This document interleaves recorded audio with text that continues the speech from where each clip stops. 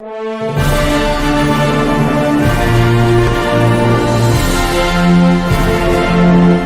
school football is on the air. HavenFootball.net is pleased to present tonight's Strath Haven football game. Tonight's game is between the 4-0 Garnet Valley Jaguars and your 4-0 Strath Haven Panthers. He has room off the left side, and look out. 45, 50, 40, 30. Shane Green pulling away, and he will go 67 yards. Shotgun look for a Wildcat look, and Solomon takes the snap, looking for a receiver. He'll be buried in the backfield. Quinkel. Tonight's game is sponsored by the Swarthmorean Weekly Newspaper, true local coverage of Swarthmore, Wallingford, and surrounding neighborhoods. Published since 1893. Steve Tobbs, Allstate Insurance and Media. Auto, Home, and Life. You're in good hands with Allstate. Ask, alumni and friends supporting kids, helping students K through 12 to enhance their educational experience. Rose Tree Wellness Center, complete chiropractic treatments featuring ART therapies in media. We get to the root of the problem. Ducklings Early Learning Center in Wallingford. Daycare for ages 6 weeks to 5 years. Sandy McCulley at Berkshire Hathaway Home Services in Media. Give her a call when buying or selling your home. Scarpagnato Plumbing. Over 20 years experience for all your plumbing needs in Wallingford. Proud Haven supporters Mary and Larry Luter. Go Haven! The Wharton Benefits Group, specializing in creating employee benefit packages to attract, retain, and award the best employees. AMF Auto Clinic, taking care of your cars since 1961. Located in Brookhaven on Edgemont Avenue. Here are tonight's internet announcers, the voices of the Strath Haven Panthers, Brian Carroll, Pete Fulgenetti, Andrew Kaufman, and Mike Mayer.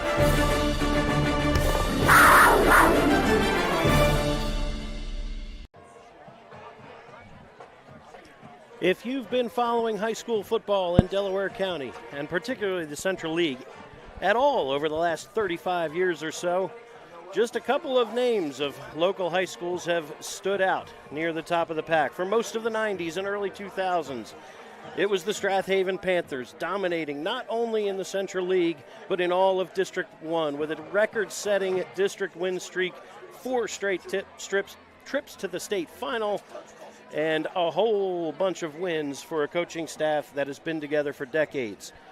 In the late 2006, 2007, and since, Garnet Valley has asserted itself not only in the Central League since they're joining it in 2008, but in District 1 as well, in the second largest class in the late 2008s, and certainly in 6A with back-to-back district titles in 2021 and 22. They've been part of 10 of the last 16 Central League titles, have the Jaguars, sharing it for each of the last 2 years with Strath Haven. And tonight, for the second year in a row now, these teams will meet undefeated in the league, undefeated overall, and looking for a first-place share in the Central League. Good evening, everybody, on another beautiful night for football here in Wallingford. Brian Carroll bringing you play-by-play here on HavenFootball.net. If you're joining us, from wherever that might be, and we know a lot of you tune in typically to GarnetValleyFootball.com, and our friends Don Mink and Scott Green, Greg Mink and Scott Green have done a great job this year, and I know Don and Pat Patterson over the years leading up to this, these last couple, they're watching tonight and excited for what should be a tremendous matchup between Garnet Valley and Strath Haven, both undefeated so far. They and Springfield leading the Central League as they all finished at the top just 1 year ago. So again, looking forward to a terrific game tonight. Injuries on both sides coming into this. We'll get to that in a little bit. So not quite full strength for either team, but we'll come back to that a little bit later. But in the meantime, just wanted to kick it over to our broadcast partner and our color commentary tonight, Pete Fulgenetti. Pete, the Panthers over the first 4 weeks, look, they've put some points on the board for sure, but this defense in particular has been a lot of fun to watch. Yeah, they've been averaging at just a little bit over five yards per carry, 5 points per game. So they've been holding their opponents to that. But I think, Brian, before the season started, if you looked at both schedules, Garnet Valley and Strath Haven, you would say, yeah, we're going to be in late September with 2 4-0 teams, and that's what we got. That's what we got indeed. And last year, that game over in Glen Mills, Garnet Valley at that point had a 46-game winning streak in the Central League that started back in 2017 and took them to the midpoint of last season before the Jaguars got their first ever win in Glen Mills. They are just 2-10 now. All time against Garnet Valley. One of those wins back in 2010 as the Jaguars fell to the Panthers that year right here at this field, and a couple of turfs ago actually back on grass as the Panthers went on to win the District 1 title in 2010. And then last year on their way to another District 1 title, the Panthers with maybe their biggest win of the regular season last year. In that moment, 28-19, they came out on top, taking advantage of a couple of Garnet Valley turnovers, and left both teams, a little banged up after that one. But tonight should be, more of the same. I think if both teams take care of the ball, this could come back. This could come down to whoever possesses it last. Yeah, Brian. If you remember last year, the Panthers were down on the Jaguars, I think 1.5 yard line, and they were going to go in for a big score, and they fumbled the ball. And at the time, I thought, oh, there we go. That's the turnover that'll kill us. But it didn't kill us. There was a little more action on turnovers, and they survived it. But it was what an exciting game last year over at Garnet Valley. And should be another one, good one tonight. Eric Van Wyk in his third year as the head man over at Garnet Valley. He is. It's an interesting group he has this year. This particular senior class, he was their freshman coach. His final year as the freshman coach, it was this group. And now he's had that group of seniors since that time at the JV and varsity level over the last 3 seasons. And Garnet Valley, they picked up where they left off after Mike Rickey's retirement. Van Wyk and the Jaguars 26-4 so far in those 3 years, and again have shared the Central League title in each of the last 2 seasons with Strath Haven. In 2022, both ran the table and did not get to play each other head-to-head. Last year, both teams with 1 loss, and of course shared it with Springfield as well. Mike? Yeah, I just wanted to make sure my mic was working, actually. Am I sounding okay to you guys? You're a little soft, but we're getting the technical pieces put together here. Speaking of the technical pieces, thanks in advance to Bill Clancy and Dean Michelson for the work on the cameras tonight. We are missing Andrew Kaufman terribly.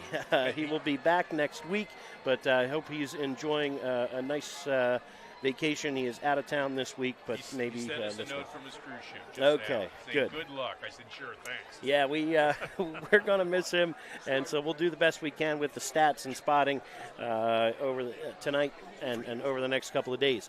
The camera you're seeing on the field, this crowd that's about to greet the Strath Haven Panthers, is over 100 youth football players joining the cheerleaders to greet the Panthers tonight. It should be a whole lot of noise and a whole lot of energy here on the home sideline and the visiting sideline as well over on the far side. The Garnet Valley starting to make its way over there in their road white uniforms with the Garnet trim and the Jaguar on the side of the helmet. Strath Haven, led by head coach Kevin Clancy, last week with that win over Radnor. Coach Clancy's 361st career win, 294 of them at Strath Haven. Here comes the silver and black, led up front by Phil Collins carrying the American flag, and should be a whole lot of energy tonight, and glad you're joining us. We'll try to get you scores from elsewhere around the Central League, some big ones tonight, namely Springfield and Ridley should be a good one. A couple others, Upper Darby and Radnor should be competitive. And, we'll try to keep you posted as we get scores. Haverford and Marple Newtown, another big one, just up the road here on Route 252. Just wanted to point out, let's talk about it real quickly here before we get too far into the broadcast. Those of you who join us on who typically join us on GarnetValleyFootball.com, we're again thankful that you are with us tonight. We talked a couple weeks ago about when we were over at Ridley about the crossover, that there were so many people, Strath Haven people that are now part of the Ridley program, Garnet Valley alumni coaching on the staff, and now you have a Ridley coach on the Garnet Valley staff and so forth. Some of that crossover exists here tonight as well, namely in the broadcast booth, as we'll just put it out there. Number 20, who's one of the captains for Garnet Valley, joined there by Luke Vaughn and Aiden Bendo and Reese Miser and Luke O'Donohue. Number 20 lives in my house. So Nolan Carroll is, this is a good chance for me to just put it out there that, look, he's going to be, his name will probably be called a few times tonight, but we will enjoy it for what it is. And that kind of the energy and excitement that we always have for the Strath Haven kids, we will have some of that as well for the Garnet Valley kids, as well, as I know a bunch of those young men since they were 5-6 years old. I've coached a number of them in other sports, so we'll just put that out there tonight and hope that this is a fun, competitive game for everybody. Captains for Strath Haven tonight, still out of the lineup, unfortunately, is Vince Hales. He's wearing number 34, walking towards us. Alexi Gustafson wearing number 89, James Fisher number 5, and Shane Green number 32. Jags without two starting running backs tonight. Dean Kohler, number 8, and Luke Vaughn, number 21. Those are painful injuries that hopefully those guys are back, along with several other Jags in street clothes tonight. So we're going to take a short time out, be back with a word from our sponsors and the opening kickoff when we come back. Glad you're joining us live for high school football on havenfootball.net. The Swarthmorean Weekly Newspaper has partnered up with havenfootball.net. The Swarthmorean was established in 1893 and is a true community newspaper and covers the Wallingford Swarthmore School District as well as events in Swarthmore, Wallingford, and surrounding communities. Get your copy every Friday at 320 Market or Swarthmore Co-op. Or go to swarthmorean.com for a mailed or digital subscription. For all the local news, read the Swarthmorean every week. Hey fans, this is Todd Lights, public address announcer for the Los Angeles Dodgers, and you are listening to high school football right here at havenfootball.net. Welcome to Allstate, where everyone saves when they bundle their home and auto insurance. Isn't that right, Frank? I saved 25%. Ooh, yeah. You protected your casa? Sure did. And the Frank tank? You know it. And now you're relaxing. I'm working from home. Sure you are. Save up to 25% when you bundle home and auto with Allstate. Your local Allstate agent is Steve Taub in media. Give him a call at 610-566-3500. This is Keith Jackson. You're listening to High School Football right here on Haven Football.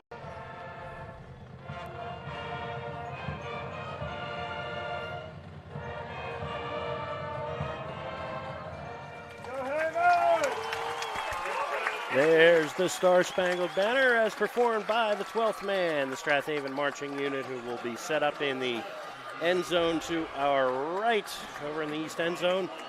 Garnet Valley student section showing up in all neon over on that far sideline tonight, and fans starting to trickle in here as well as we're moments away from the opening kickoff. Thanks again to everybody for joining us live or on the archive. As we said, we will try to get Twitter updates out as best and as fast as we can on scoring plays. Again, we're down a man with Andrew Kaufman gone tonight, but we will do our very best and also try to get updates from around District 1 Central League scores in particular. You know, Brian, looking across the field there, we rarely see our visiting stands full. And tonight I think they're going to be just as full as our side. It should be quite an evening. Can't ask for better weather. We were talking about it on the field prior to the game. This has been just marvelous through the first 5 weeks now. Just gorgeous, gorgeous weather. And we said, of course, we're going to jinx that. We probably have hurricanes every Friday from here on out. But in the meantime, Garnet Valley will receive the opening kickoff, standing deep to return on the far hash, Nolan Carroll, and Billy Kraus here on the near hash. Freshman kicker Matt Steyer has it teed for Strath Haven. Steyer, first year, obviously, as a ninth grader, has been terrific. 16 out of 17 on extra points. A couple of touchbacks to his credit on the season as well. And just getting the game clock squared away here in a moment. Yeah, Brian, I talked to Matt Steyer pregame down on the sidelines there, and he's really appreciative of this chance as a freshman, and he's taken great advantage of his kicks this year. He's really doing a great job. His older brother, Tim, remember him from a couple years ago. He had a couple of very solid seasons for Strath Haven in the kicking game. Again, also doubled as a soccer player. And speaking of, Ian Gallagher, one of the Strath Haven soccer players who expected to kick, he's a senior as well. He's still out with an injury. They are hopeful that he's coming back sometime fairly soon. But, all right, game clock is squared away. Steyer has it on the tee. And week 5, ready to rock and roll here as we celebrate the midpoint of the Central League season. Steyer with Luke Mulhern and Alexi Gustafson next to him approaches, and we're underway. Line drive kicks, it'll come down to Kraus, who takes it at the 8-yard line, looking for a seam up the hash mark, and he's got a seam. He squeaks his way through the 30-yard line, out to the 33, in solid field position for Garnet Valley to start. Starting offense for Garnet Valley tonight, led by senior quarterback number 1, Luke O'Donohue. He is their leading rusher and passer. Gavin Rosello and Sebastian Cantu in the backfield. Slot back is Nolan Carroll. Tight end is Paxton Hunt. They'll use Caden Ollinger as a second tight end at times as well. When they use a split end, it'll be number 4, Caden Kohler. He's the leading receiver. Joe Anzalone is the pivot over the football. At center, the guards, Aiden Miskowitz and Aiden Bendo. Braden Green and Reese Miser are your bookend tackles. 1st and 10 from the 34. Carroll comes in motion. Give off this near side to Rosello. He's wrapped up quickly by Green, but takes him for a ride out to the 39. Gain of 5. Nice start there for Garnet Valley. Strath Haven defense tonight looks like this. Again, down Vince Hales. So up front you've got Jai Curtis, Nick Faribault, Paul Oblick, and Alexi Gustafson. James Fisher, Shane Green, and Luke Mulhern are your linebackers. Grayson LaFrance and Van Wendell on the corners. Your safeties, Quinn Kell and Ben Milligan. 2nd down and 5 upcoming here for Garnet Valley after Rosello goes for 5. Rosello over 100 yards rushing a week ago. Motion man is Carroll. It'll keep it this time is O'Donohue, and he's wrapped up quickly. Maybe a yard, but Green's got him by the ankles. It'll be 3rd down and 4. O'Donohue coming in with 267 rushing yards and 6 rushing touchdowns.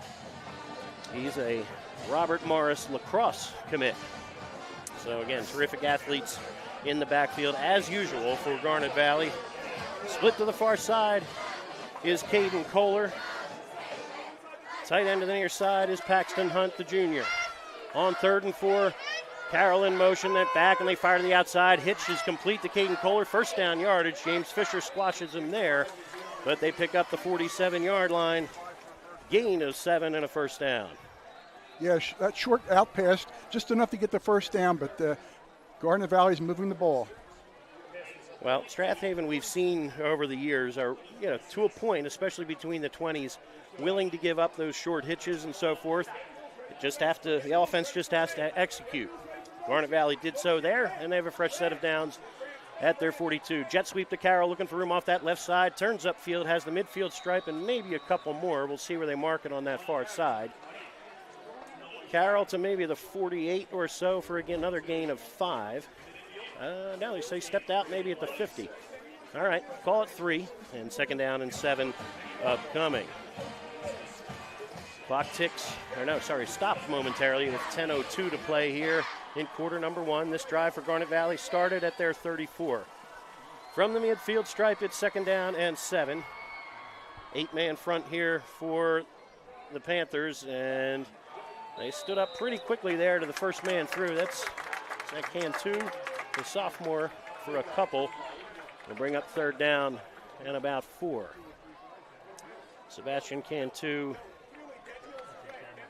with 24 yards rushing on 6 carries a week ago.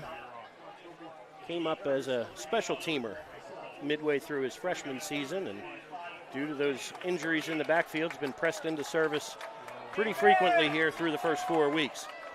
3rd and about 4. Motion man Rosello, they give it to him, stretch play on that left side, and they've got themselves a 1st down. Nicely blocked over on that far edge, worked the weak side that time, and Russello down to the Panther 40-yard line, 39-yard line, and another first down.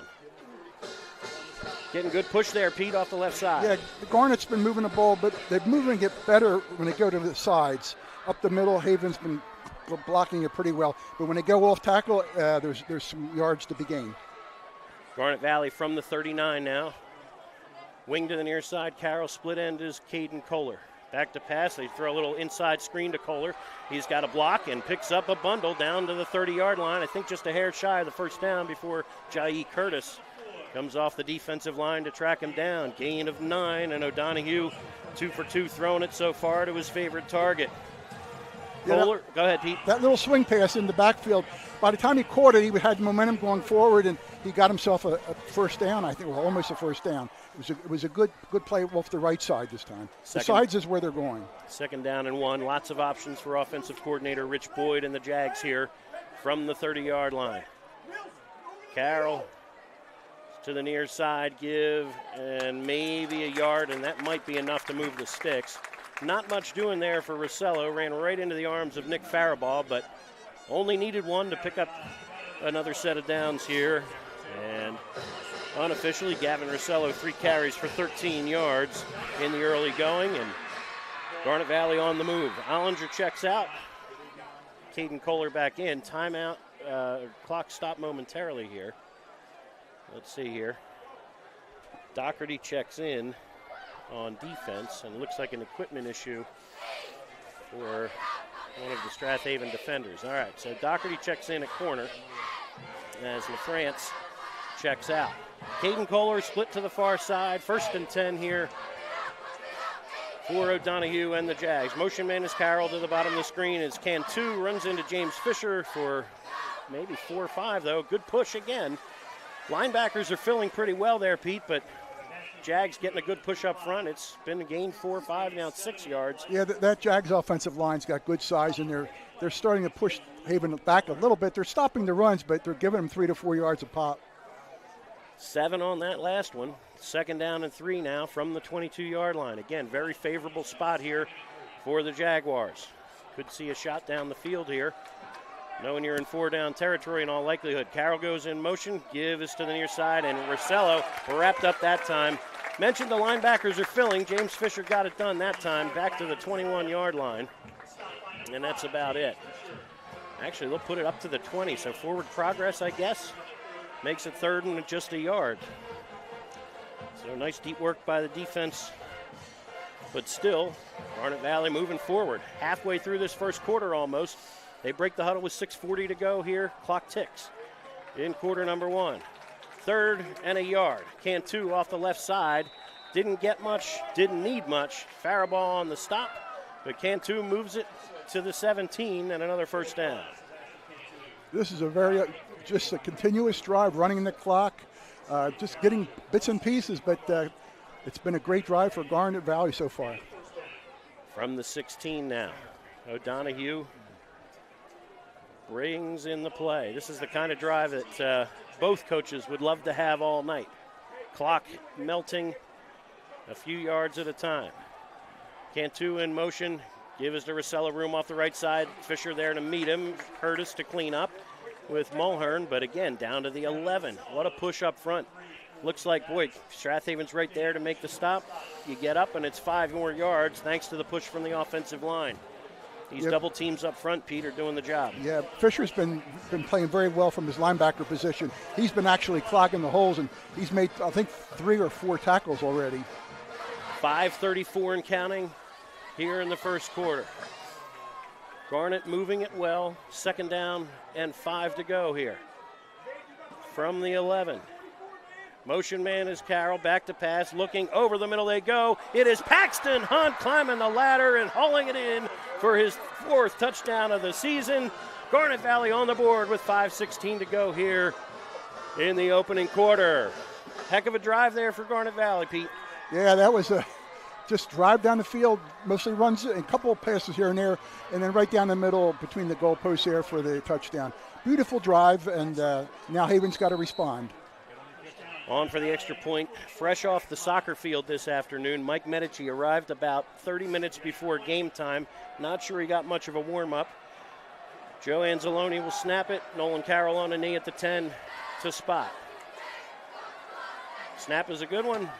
Ball spotted, kick is away, plenty of leg, and Garnet Valley 7, Strath Haven nothing. See if the Panthers can answer when we come back. Glad you're joining us live on watching high school football on havenfootball.net. Your car is probably your second biggest investment, and AMF Auto Clinic in Brookhaven wants to keep that investment in tip-top shape. AMF Auto Clinic has been maintaining automobiles since 1961, and they take pride in their work and in keeping your car in perfect running order. From inspections to general maintenance and repair, you can trust your auto investment to AMF Auto Clinic in Brookhaven. Call for an appointment today at 610-872-2167. Hi, everyone. This is Greg Murphy from the Phillies broadcast team, where high school football never sounded so good, right here at Haven Football. Garnet Valley with a 64-yard scoring drive, capped by an 11-yard strike from Luke O'Donoghue to Paxton Hunt. His fourth receiving touchdown of the season comes from 11 yards out. And the Jags strike first, 7-0. Mike Medici on to kick it away. Very high, short kick. It'll be Quinn Kell at the 35-yard line. Makes one man miss, and Kell across the 40. Very good field position here. So Garnet Valley goes for the sky kick, decides not to kick it to maybe the more dangerous returners, but one good block, and Quinn Kell takes it out to the 45, and Strath Haven will start there with the offense for the first time now with 5:09 to go here in quarter number one. On offense tonight for the Panthers, Caden Schuster at quarterback, Shane Green, James Fisher, and Ben Milligan in the backfield. Jai Curtis and Alexi Gustafson are your tight ends.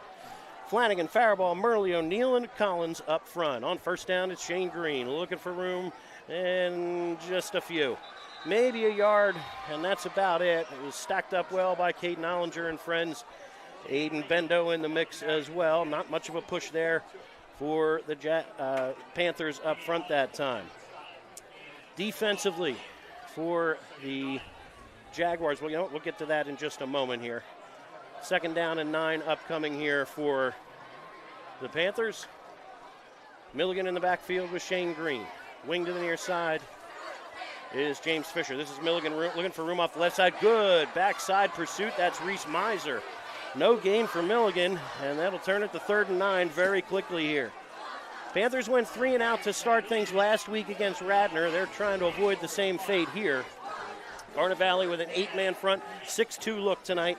Up front, you've got Reese Miser, Eric Spadea, Massimo Ivorone, and Aiden Bendo. Paxton Hunt and Chase Britton, your inside backers. Outside backers, Dylan Orr and Caden Ollinger. Just 3 defensive backs tonight. Caden Kohler, Nolan Carroll, and Brendan McDermott. On 3rd and 9, motion man is Fisher. Back is Caden Schuster. It is Fisher going up and grabbing it. Shakes a tackle. 20, 15, and James Fisher will go. 54 yards to pay dirt, and the Panthers answer quickly. 7-6, and an extra point ties it. Yeah, this is reminiscent of last Friday night, the long passes that Fisher was catching. I mean, three passes and 3 touchdowns to Fisher. It's a weapon now you can think about. Well, he won the jump ball out there on the far side. And covering man-to-man with James Fisher, that's like playing with fire, I think, for the defense. Ball spotted, kick is away from Steyer. Plenty long enough and good. We are knotted at 7 with 3:48 to go here in quarter number 1. We'll take a short time out, try to get these rapid-fire Twitter updates when we can. Be back in a moment on havenfootball.net.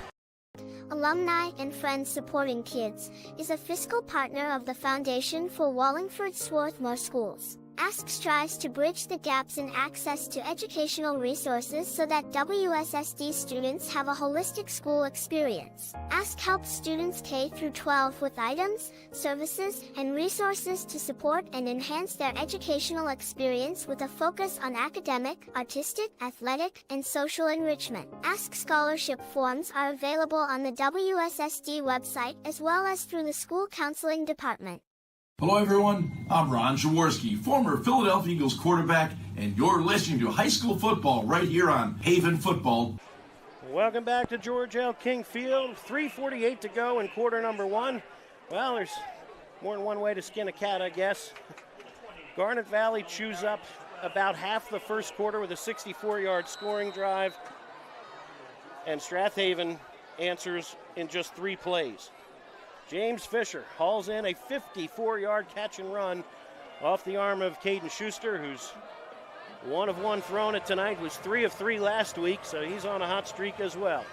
All right, here we go. High end over end kick. This will come down to Kraus from the 5-yard line, looking for running room, tries to get outside, turned in nicely by Grayson LaFrance and into the arms of Luke Mulhern and friends. Not as great a starting position here for Garnet Valley now with 3:41 to go here in the first quarter. Ball will be spotted, I believe, at the 4-yard line. And a little bit further to go for the Jags here, but some offensive fireworks in the early going here. Again, I think Haven realizes they won't be able to just run up the middle like they've been doing with opponents. They're going to have to move the ball around outside, and they're going to have to put it in the air. And so far, that's what happened, and I think they know they have to attack both ways tonight. 2 receivers to the left. Carroll goes in motion. They fire it underneath, in and out of the hands, incomplete to Caden Kohler. Brings up 2nd down and 10 for Garnet Valley. So Garnet Valley with a short passing game was effective in that first drive for sure. Try to go back to that option, but incomplete it falls, and they'll try again now from their own 24-yard line. Strath Haven again averaging defensively, allowing just 5.8 points per game. There's 7 on the board already for Garnet tonight. Motion man is Carroll to the near side. Option look to the far side, and wrapped up quickly is O'Donohue. Panthers were waiting for that one, and nice work there by Nick Faribault, getting off his block and stopping O'Donohue after a gain of maybe a yard. We'll call it 3rd and 9 here for the Jags, and see if they go back to that hitch and see how much of a cushion maybe that Strath Haven's willing to give here in the secondary. Yeah, I know last week against Radnor, I thought the corners were given too much space, and look for Garnet maybe to go that way once in a while. Caden Kohler comes into this game averaging over 27 yards per catch. He can take the top off of defense. Have to be careful not to go too much. Rolling to that far side, they fire the out, and it is in and out of the hands. Carroll could not, or did he have it? He did or did not? Let's see. No, the ball hit the ground. Hit the ground. Incomplete on that far side. 3 and out goes the Garnet Valley offense, and the punt team on for the first time tonight. 2:43 to go here in quarter number 1. Luke O'Donohue stays on as the punter. Ben Milligan awaits near midfield. Joe DiMarino in to snap. And O'Donohue awaits at the 10-yard line. Snap is a high one, but plenty of time for O'Donohue, who booms one. Fair catch signaled for and made. No, all of it is muffed, or did he ever touch it? No. That has to be blown dead. Whether it was touched or not, it can't be advanced. But now they have to decide, did Milligan actually touch that? And let's see. Referees are marking it at the 40-yard line. Okay, and it is Strath Haven football. Milligan signaled fair catch. Did not touch it, says the referee. And the Panthers start in very good field position here at the 40-yard line. All right, Panthers with just 1 yard rushing on their first 2 plays, and then strike big through the air, 54 yards, Schuster to Fisher. Brian, look for Haven to start running a little bit wider. I think they know the middle of that line is tough, but if they go wide, they might be able to turn that corner. Fisher in the backfield. They give it to him. Sweep to that far side. You're right, Pete. They go wide. Fisher's got the edge. Turns the corner. Bangs his way inside the 40. Down to the 35. James Fisher rips off a bundle 26 yards later. And last year's Delaware County Player of the Year has the Panthers in business now in Garnet Valley territory. Clock ticks. 2:12 and counting to play here in the first. Both offenses clicking in the early going. Wing to the far side, Milligan. Tight end to the near side is Alexi Gustafson. They give, fake to Milligan, give inside to Green on the trap. Into the secondary, stiff arm at the 20, dragged down from behind at the 15-yard line. Shane Green He had over 120 yards rushing in this game a year ago and rips off a bunch more right there. Into the red zone go the Panthers, Pete. Yeah, once they showed that wide run, it kind of opened up the center a little bit. So now Garnet's got to think. 1st and 10 from the 15. It's Milligan off the near side, cuts it back. He's inside the 10 and tripped up there. Good stop there by Eric Spadea, but the Panthers moving it well. 6-2 front here for Garnet Valley. Nolan Carroll checks into the game. Rosello out. And again, a different look here for the Panthers, trying to shut down this run game that's with just 3 defensive backs tonight. 2nd down and about 5. Give is to Green off the right side, and he'll get maybe a couple. Maybe a couple down to the 8 or so. Caden Ollinger on the stop. Green,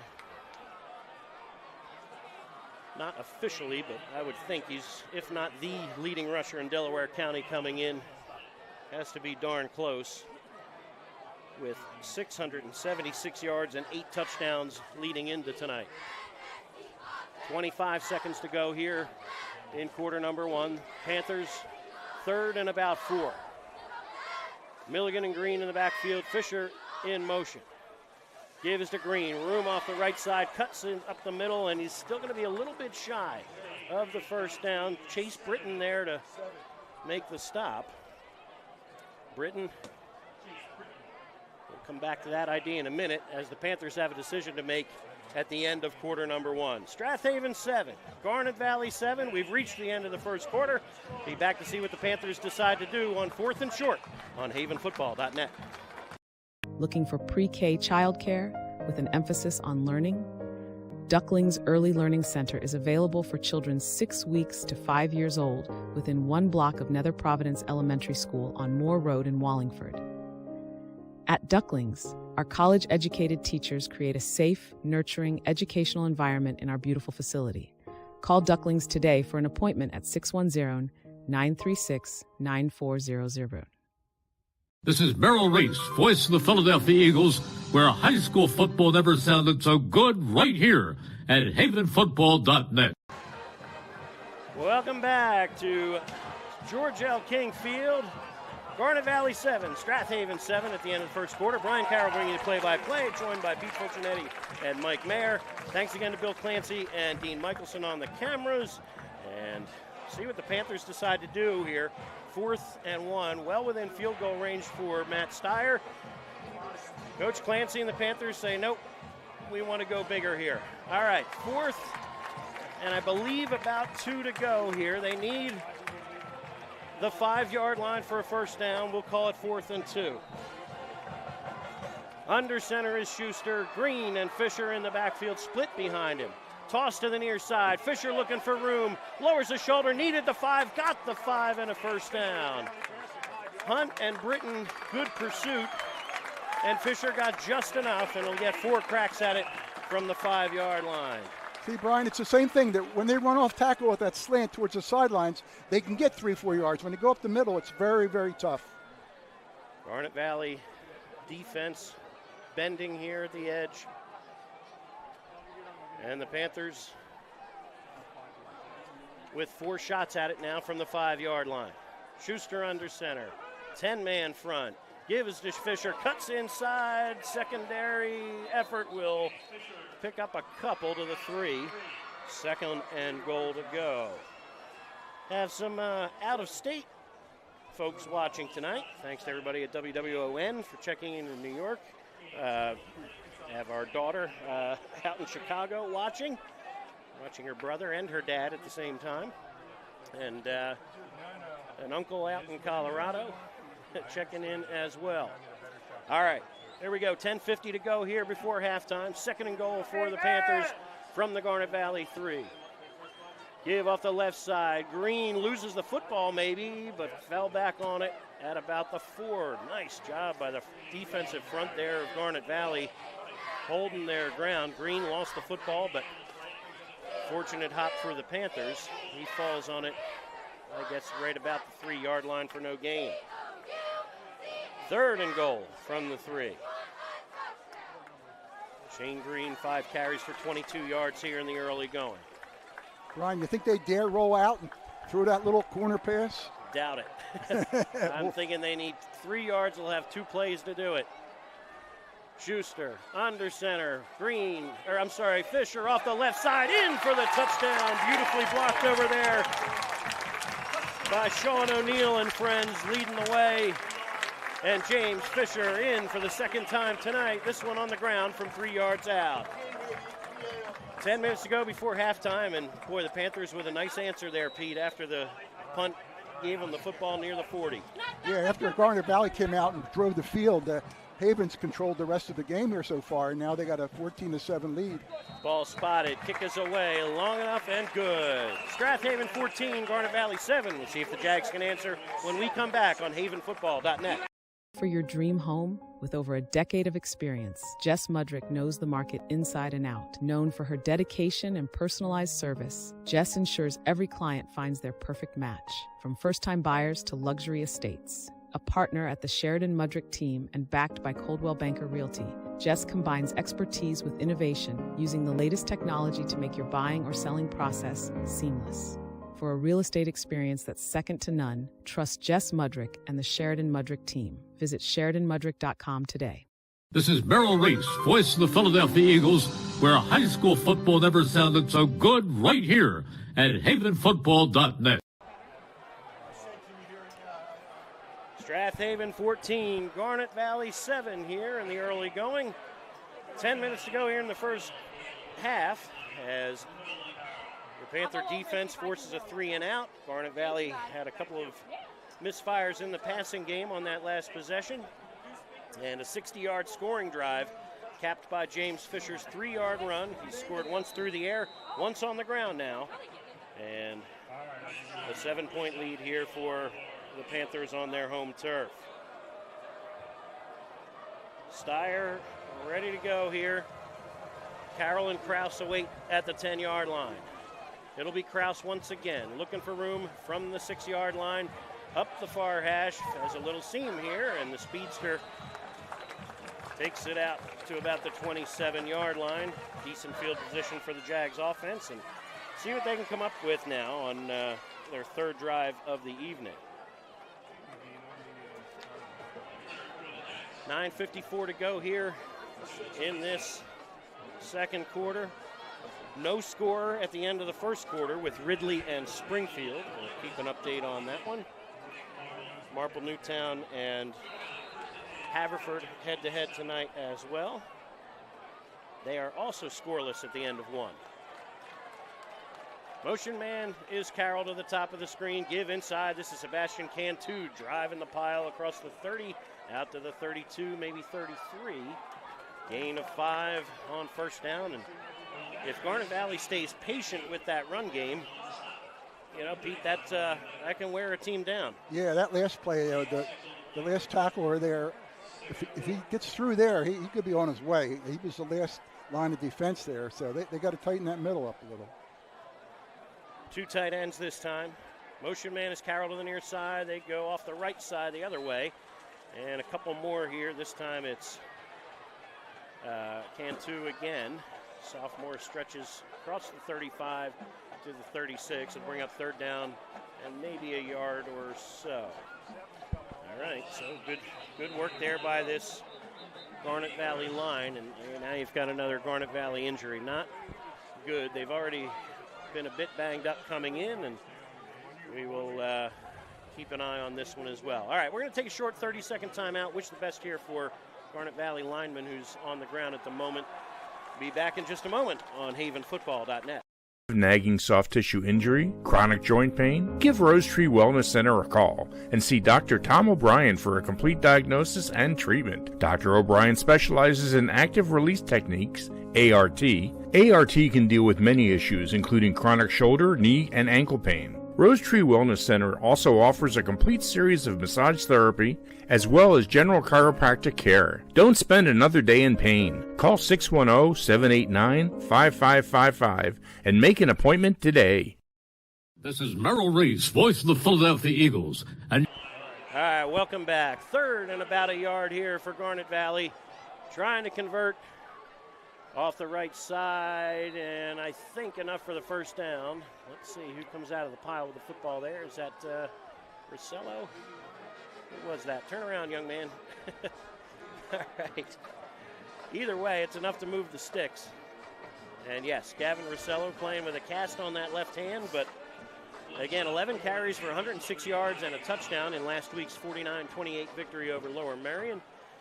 He's a senior back on the football field after a couple years away from the game. 1st and 10. Carroll goes in motion, back to passes. O'Donohue fires, has it down the middle, incomplete, looking for that tight end crosser to Paxton Hunt near midfield. Luke Mulhern in coverage. Pass just a hair overthrown, brings up 2nd down and 10. Yeah, that play there, he was open over the middle there. If he'd have caught that ball, it probably would have had at least a 20-yard gain. Hunt averaging 31 yards a catch coming in. Has had some big plays out of that tight end spot. Hunt, a state-level wrestler as well. On 2nd and 10, O'Donohue perhaps changing the play, and now shifts Rosello behind him to his right. They go off that strong side. Rosello gets nothing that time. Big push from the defensive front. Mulhern and Jai Curtis there to swallow him up. Back near the 40-yard line. Turn it into 3rd and 9. Clock ticks, 7:55 and counting to play here in the second quarter. Sean O'Neill checks out on defense. Paul Oblek at 6'5" comes into the middle of that defensive line for pass rush purposes. Caden Kohler split to the near side. On 3rd and 9, O'Donohue sends Carroll in motion. Back to pass, play fake, tight end over the middle is complete. Making the catch and hanging on and taking the big hit is Paxton Hunt. Van Wilner with the shot at the 45, but Hunt hangs on and moves the chains for the Jags. 1st and 10 for Garnet Valley. That pass, Brian was on a rope. Hit him right in stride, right in his arms. It was a perfect pass, and he held on to it. Great play. 15 yards later, Hunt has a touchdown and now a first down to his credit on the offensive side of the ball. 7 minutes to go here in the first half. Carroll goes in motion. They give it to him on the counter. Looking for him off that right side. Nolan Carroll across the 40. Give him about 6 or 7 here. Nice work on the counter. They blocked it well, and 2nd and short upcoming here for the Jags.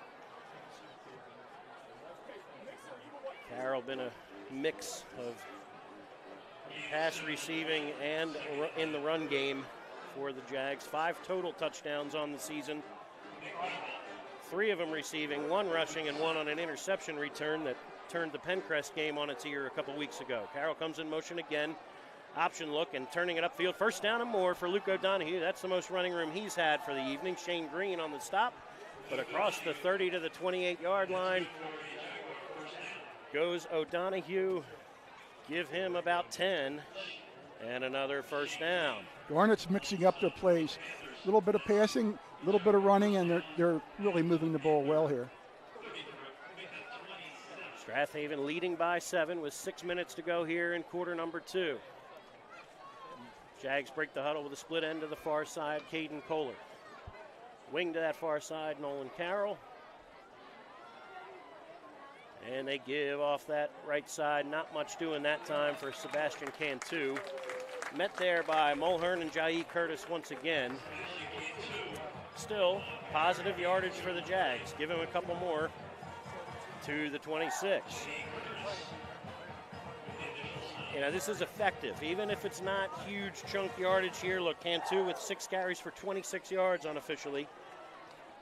But it's moving the chains and giving the Jags options here on 2nd and 7. Toss to the far side. It's Rosello, and the Panthers ready for that one. Good lateral speed, as we've seen all season. Alexi Gustafson got off his block, got help there from Quinn Kell, and not much doing on the edge there for Garnet Valley. So maybe 2 for Rosello down to the 24. 3rd and about 6 with 4:55 to go before halftime. Strath Haven will receive the second half kickoff, so the defense looking for a stop here trying to hang on to that 7-point lead. And now we've got timeout on the field, and Strath Haven defense wants to talk things over. We'll talk things over as well. Be back in 30 seconds. Jaguars trailing by 7, but on the move on havenfootball.net. Or buying a home is serious business, and for serious business the key to your success is to work with an experienced agent. Sandy McCulley has over 20 years of real estate experience and is a seller representative specialist as well as a certified residential specialist. Sandy specializes in Delaware County real estate. Sandy conveniently works out of the Media Berkshire Hathaway Home Marketing Center in Media. Let Sandy's experience be your advantage in today's multifaceted real estate market. Give Sandy a call at 610-368-6641. This is Merrill Reese, voice of the Philadelphia Eagles, and you're listening to high school football right here on havenfootball.net. Welcome back to George L. King Field. 4:43 to go here in quarter number 2. And Garnet Valley started this drive inside their 30-yard line, but has moved it well. And now a couple cracks at it here from the Strath Haven 24-yard line. 3rd and about 6 upcoming. Yeah, this has been a really well-played game. Both teams giving it their best. Well, there's been no turnovers, so it's just been a very well-played game by two great teams. On 3rd and 6. 2 receivers to the left side. They option to the right off the weak side. O'Donohue keeps it, leaps forward, and I think it'll be just a hair shy of a first down. Probably 4th and 1 when they unpile. And very likely 4-down territory. A lot of times this is where Garnet goes no huddle, hurry up, maybe even a hard count. Here comes Carroll in motion. And then looking to the sideline for the play call now is O'Donohue. Good discipline from the Panther defense to hold their spot. But now need a stop on 4th and 1. 4:13 to go here before halftime, and Coach Van Wyk and the offense wants to talk it over for Garnet Valley. So we'll keep it right here, Pete. I'm going to see if I can find you a couple more score updates on the phone, as Springfield has taken a 7-0 lead over Ridley. Upper Darby on top of Radnor, 7-0 in the second quarter. Final from a game that started earlier today. Haverford School falls to Bonner 38-14. That's a bit of a surprise in terms of margin of victory, at least. Episcopal Academy trailing LaSalle so far 14-0 in the second quarter. And Norristown and Springford scoreless after 1. Try to keep you posted if we get a score update from Marple Newtown and Haverford as well. All right, Unionville trailing Bishop Shanahan now. Thanks to Neil Gagan over at the Daily Local out of Westchester. And 4th and a yard now for Garnet Valley. That's a long yard too, Brian. It's almost 2. So it's a good call. I don't know what they'll do here, but it should be exciting. All right, Panther defense in a short yardage look here. Sean O'Neill back in the game on the nose. Cantu and Rossello in the backfield. 2 tight end set. Give is to Cantu. Panthers stack him up. I don't think he got it. Paul Oblick jumped on him quickly. It's going to depend on the spot. If he got a yard, it'll be barely a yard. We'll just depend on the spot here. I think he's short. Yep, he is. What a job by Paul Oblick. Big 73. Gets off his block quickly, and Cantu stopped about a foot short. Wow, that was a tremendous play there. You know, he just grabbed him like a bear hug and put him right down, even though it's only a yard. I don't think he gained hardly anything, maybe half a yard. All right, 4:04 to go here in quarter number 2. See if Strath Haven maybe takes a shot here. You know, after turnovers or after a big defensive play, Coach Clancy may decide to open it up a bit. I don't know about maybe this deep in their own territory, but they'll try it here from the 19. Give inside. This is on the sweep. This side is James Fisher. Shakes one tackle. Nice job by Nolan Carroll getting off his block and holding the edge. Fisher still picks up a first down as they mark it out to the 29-yard line. Gain of 10. Yeah, it's been their best plays, going wide, left or right. Fisher left, Fisher right. This is where they've made their biggest yardage gains, so look for some more of that. 3:43 and counting to play here before halftime. Again, 2 tight ends for Strath Haven. And it's Milligan off the left side this time. Cuts up the field. He's tripped up by Chase Britton after a gain of maybe 3. Milligan, 3 carries for 11 yards here in the early going. And again, this Garnet Valley defense with a 6-man front, just trying to outnumber those 2 tight end sets. But it's a different style of defense than they're used to playing. Brendan McDermott on the corner on the far side. Opposite the wing, who's with Fisher. And on second down, gives it to Shane Green. Sidesteps one man and then runs into the arms of, that's McDermott stepping up for the tackle at the 45-yard line. And we'll bring up 3rd down and 4. Nice work by McDermott, just as Green was starting to get ahead of steam there.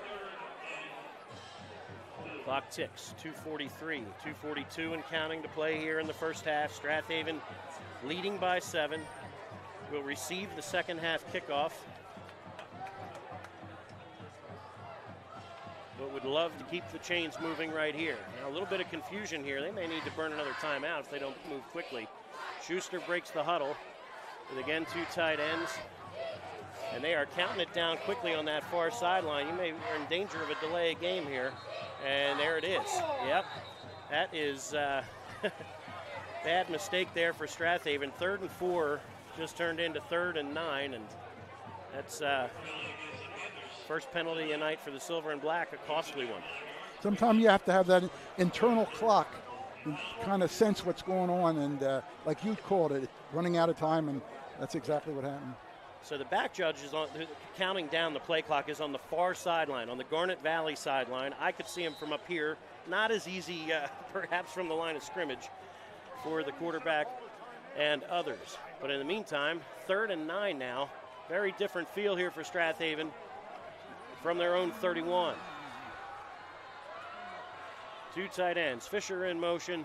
Play fake for Schuster. Has some time. Down the middle he goes. Jai Curtis, who's in and out of his hands. Ball right on the money.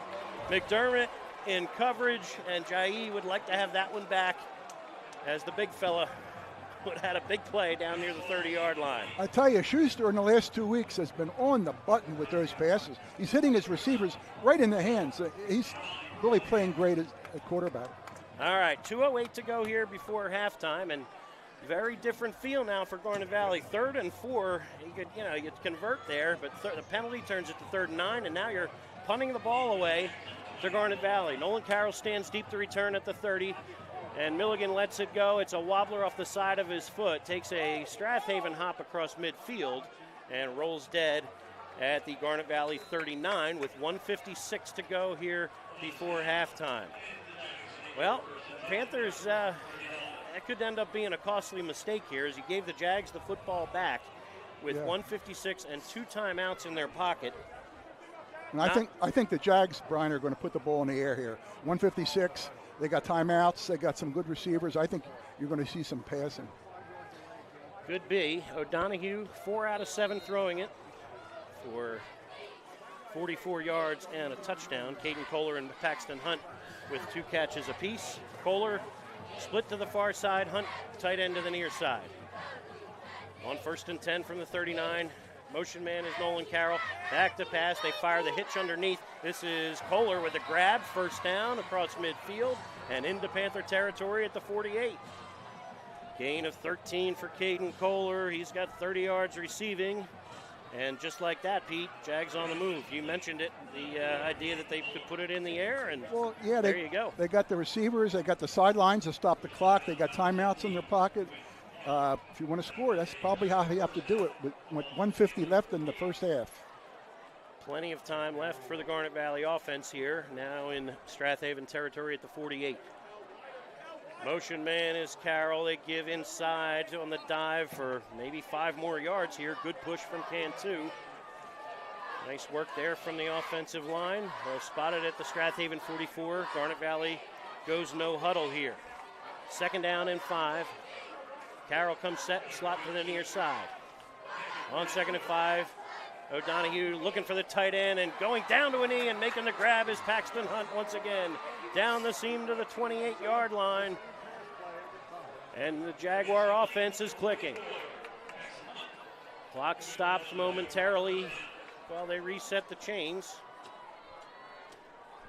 1:14, 1:13, and counting to play here in the first half.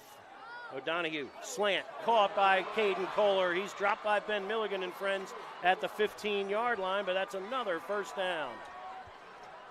13 more for Kohler. Clock stops momentarily while they reset the chains. Garnet Valley 1st and 10 from the 14. Clock restarts now. O'Donoghue, give inside. Shane Green waiting for the fullback that time. Nothing doing for Cantu at the 15. Timeout on the field, and Garnet Valley will talk it over with 56 seconds to go here before halftime. We're going to take a short timeout and be back in 30 seconds. Garnet Valley knocking on the door once again late in the first half on havenfootball.net. Do you have slow-running drains? Are you thinking about selling your home or property? If so, go to scarpignatoplumbing.com and schedule a technician. They are the area's only small plumbing company to offer in-house trenchless sewer and water main repairs. They also offer sewer lateral certifications for the surrounding communities. From faucets to water heaters, they can handle all your plumbing needs. Give them a call at 484-832-5566. This is Keith Jackson reminding you you're listening to high school football right here on havenfootball.com. Welcome back to George L. King Field. Strath Haven 14, Garnet Valley 7, but the Jaguars on the move. Got a defensive stop and got the football back with 2 minutes to go at their 40-yard line, and now threatening to tie this football game. Clock will be reset at 50 seconds. Okay, so they're going to start the clock and reset the game clock at 50. Okay, here we go. 50 seconds to go here before halftime. 2nd down and 10 for the Garnet Valley offense. Kohler split to the far side. Cantu in the slot. Panthers with a man-to-man look. They show blitz. O'Donoghue looks, fires, and it is incomplete. Fisher in coverage. Carroll on the wheel route, and timing just a little bit off there. Brings up 3rd down and 10. I will say the Garnet Valley offense right now, they are, I would say, right at the edge of field goal range here for Mike Medici, who hit a 35-yarder back in week 1 against Coatesville. If things don't go well on 3rd down here for Garnet Valley, you'd be looking at about a 32-yard attempt. But of course, the Garnet and White looking for more than that here with 46 seconds to go. And there's absolutely no wind, so that won't hurt them. Yeah, before halftime. Under center is O'Donoghue. Carroll in motion. They toss to that far side. Rossello trying to find the edge. He's tripped up there nicely. Milligan flying up. And Faribaugh in on cleanup duty to dump Rossello at the 10. 4th and 5. Clock ticks. 31 seconds, 30 seconds. My guess is that Garnet will see if they can get him to jump off sides and then call timeout and attempt the field goal here. But O'Donoghue looks to the sideline. They may not even attempt the snap. They're going to milk the clock here. 14 seconds, 13 seconds. Timeout Garnet Valley. 4th and 5 upcoming. And my guess is we will see the field goal team here momentarily, Pete. Yeah, they wanted to make sure if they attempt this field goal, which it looks like they will, that they give Haven no time to respond. So with 11 seconds, it'd be pretty tough. All right. Pottsgrove 21, Upper Perk 7. Pottsgrove back in 5A this year. And a little bit of a growth spurt up in Pottstown, I guess. And they were 4A for the last several years, but now back in the 5A playoff picture. Haverford and Marple still scoreless with 3 minutes to go in the first half. Just a few miles up the road on 252 here. We'll try to keep you posted on Radnor and Upper Darby, as well as Springfield and Ridley. All right. Radnor and Upper Darby now tied at 7. So thanks to our friends over at Radnor Football for the Twitter updates. Ridley's at the 9-yard line trying to get things tied with Springfield. Here Garnet Valley trailing 14-7. Looks like they're keeping the offense on the field. No signs of kicker Mike Medici. 4th and 5 for the Jags from the 10. Here we go. O'Donoghue under center. Panther defense looking for a stop on 4th and 5. He's back, looking, firing to the near side, incomplete. Overshoots Nolan Carroll on the out pattern. Milligan and Fisher in coverage. That's a tough throw on 4th down, and the Jags fall a little bit short there with 5 seconds to go before halftime. Caden Schuster in the offense takes over at the 10-yard line. My guess is they'll take a snap and take a knee. And that's 2 drives now. Garnet got down within the 10-yard line, and Haven stopped them both times. That could be a very big factor in the outcome of this game. O'Donoghue, 5 out of 10 throwing it. Schuster under center with 5 seconds to go. He'll take the snap, take the knee, and we will take it to halftime. Strath Haven 14, Garnet Valley 7 after 2 quarters of play. We will take a short timeout, but don't go far. We will be back for 2 of the better bands in Delaware County. Garnet Valley ready to play here in a moment, and then we'll have the 12th man, the Strath Haven Marching Unit, to follow. We'll get halftime chatter from Pete and Mike, score updates from elsewhere, and a whole lot more. Glad you're joining us live or on the archive on havenfootball.com. Benefits Group specializes in creating employee benefit packages which can maximize your company's ability to attract, retain, and award the best employees. We develop a strategy for your business to attract high-quality team members. It is critical to have benefits that are competitive in the marketplace. We develop a benefits package and retirement plan that helps you implement a complete benefit program and retirement solution. We help you implement a successful strategy that rewards your employees for their hard-earned time. Empower your employees with a comprehensive benefits solution from the Wharton Benefits Group. Call them at 484-328-3590. Hi, everyone. This is Greg Murphy from the Phillies broadcast team, and you're listening to high school football right here at Haven Football. Welcome back, Strath Haven High School, where in front of you is the Garnet Valley Marching Band, who will go first. So Pete and I will do our normal halftime situation. Let me pull up the score box first.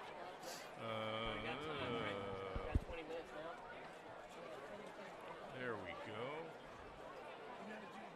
Whoops. Let me get rid of that. What am I doing here? Anyway, Pete, so what are your thoughts of the game? Very entertaining first half. 2 very well, evenly balanced teams. I think one of the biggest factors we got to say that Haven stopped Garnet within the 15-yard line.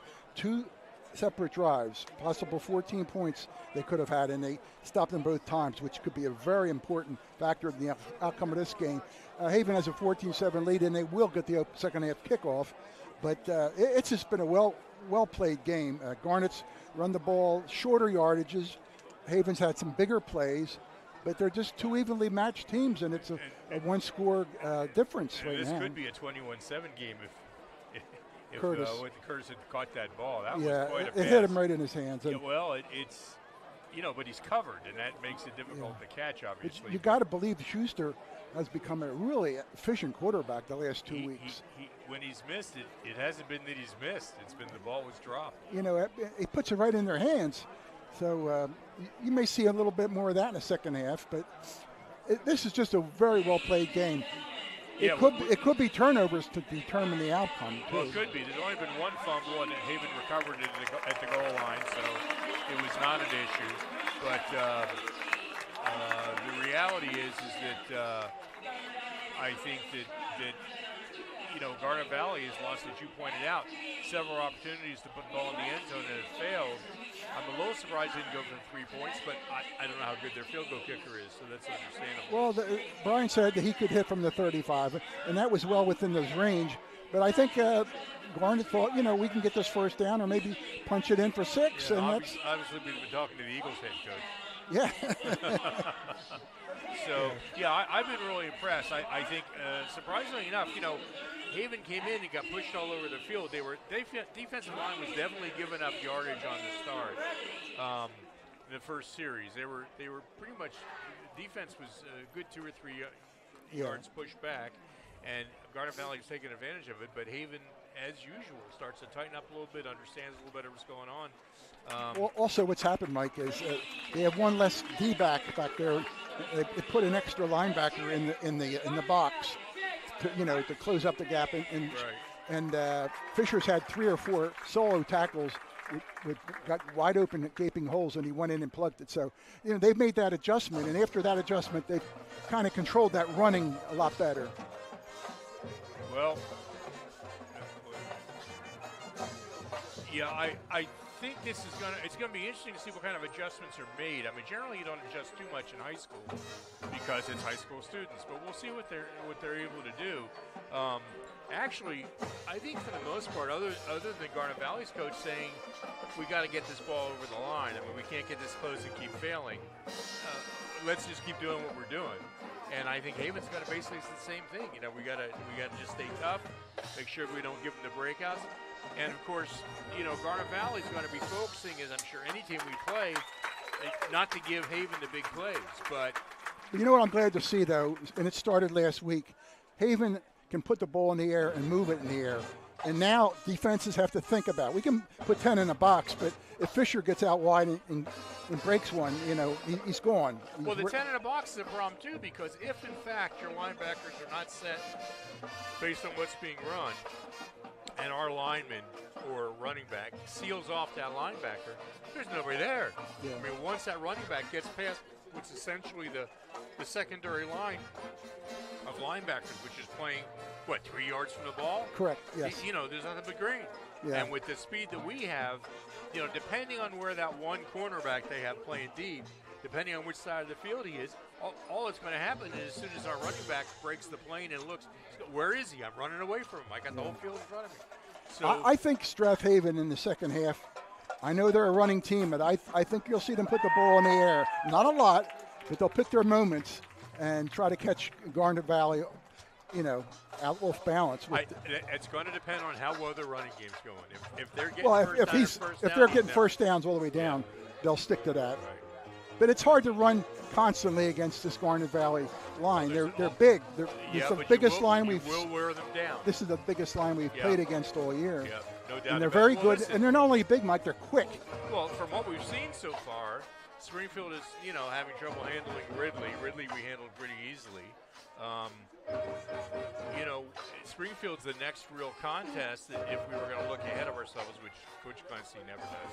But if we're going to look ahead, that's going to be the next big contest. And although I say that, and we beat Garnet Valley last year, walked in and got beat by Marple Newtown next week, and we're playing Marple Newtown next week. Yeah, the Central League is a real good league. There's a lot of evenly balanced teams, and this year we have Radnor and Pencrest both well improved over the past years, and it makes it for Friday nights very exciting.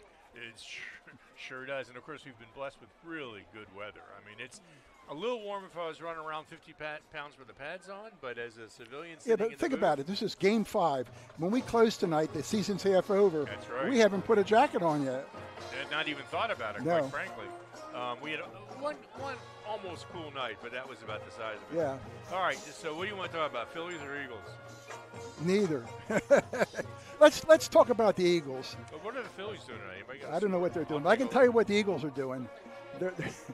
That last drive when they was third down, instead of running it up the middle, they threw that short pass to Barkley, which he had a fabulous game, but he did drop that ball. You can't stop the clock at any time when you're down that far. And by dropping that ball, the clock stopped. And, of course, on the fourth down, we kicked the field goal. But what did that do? That gave us a 6-point lead, which means you score, kick the point, you beat us. And that's what happened. It's a lot more difficult to score than it is to get a field goal position. But let's go back to the beginning of the game. Oh, yeah. We walked away from 3 points. Yeah, the first quarter when you were down there, and it wasn't a 1 yard. It was 4th and 4 down at the goal line, and it was only in the first quarter, and the Eagles went for it and didn't get it. They kicked 3 points there. The whole game's different, but, you lose by one, there was 3. The whole game's only different at the end when potentially your opponent has come up with 9 points with a minute and a half down. See, I think in that position, you got to know what time of the game it is. All right, we're going to go to the Strath Haven Panther band is about to come on. No. Oh, sorry. Okay, we've got the band leader on the mic. We're waiting for the band to come, so I'm going to stay quiet.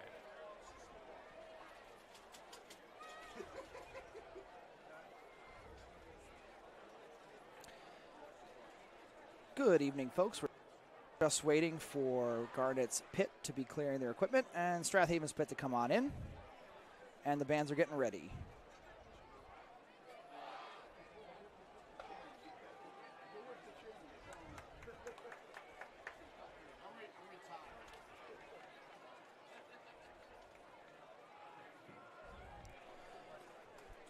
Good evening. Onto the field comes the 2024-2025 Strath Haven High School Panther Marching Band. We're turning the wheel of musical time tonight with this show featuring the music of Olivia Rodrigo, reaching back to the danceable sound of Motown and dancing off with the Spice Girls. The student leadership team is led by student directors Olivia Giannopoulos, Ella Liberi, Sophie Lynn, Bennett McManus, and Tianra Wong. The drum majors are Cecily Heisey-Terrell, Olivia Heisey-Terrell, and Quentin Saylor. We ask, did you just get your driver's license? Well, good for you. This is Olivia Rodrigo.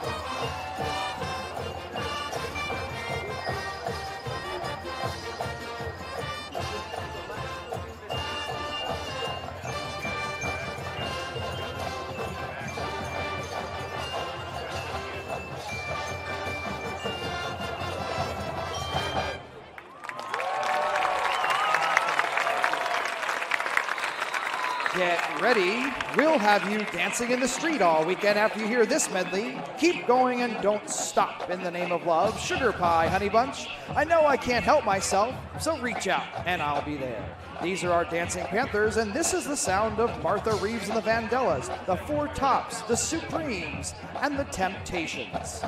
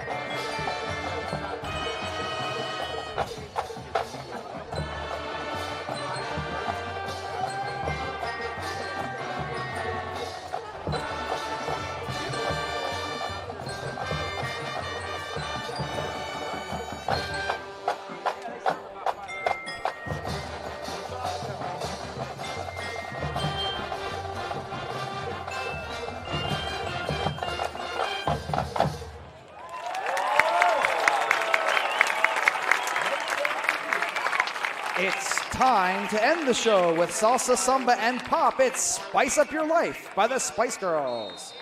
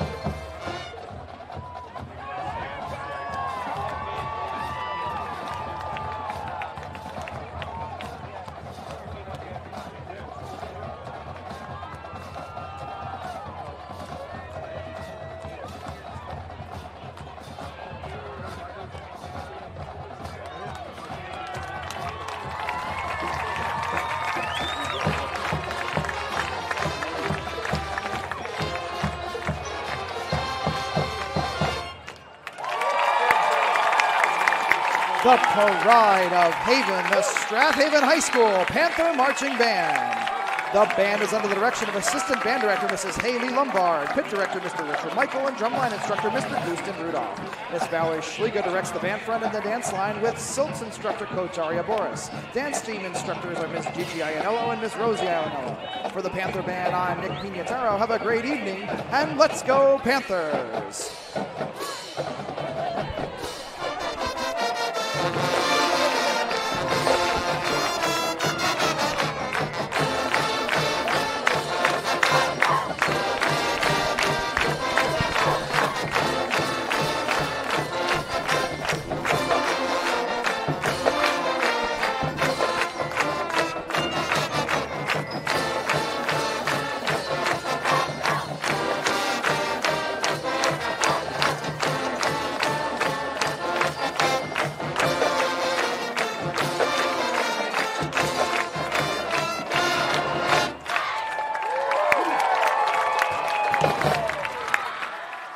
Okay, and we'll be right back after this commercial message. You're listening and watching havenfootball.net, the best channel for high school football. Do you have slow-running drains? Are you thinking about selling your home or property? If so, go to scarpagnatoplumbing.com and schedule a technician. They are the area's only small plumbing company to offer in-house trenchless sewer and water main repairs. They also offer sewer lateral certifications for the surrounding communities. From faucets to water heaters, they can handle all your plumbing needs. Give them a call at 484-832-5566. This is Keith Jackson reminding you you're listening to high school football right here on havenfootball.com. Welcome back to George L. King Field. Halftime, Strath Haven 14, Garnet Valley 7 in a clash of unbeatens here in the Central League. Thanks again to Nick Pinataro leading the Strath Haven Marching Unit, and a terrific performance from the Garnet Valley Marching Band as well. And Mike, you say it every week, if you have $5 to spend, you can't do much better than a high school football game these days for just pure entertainment value.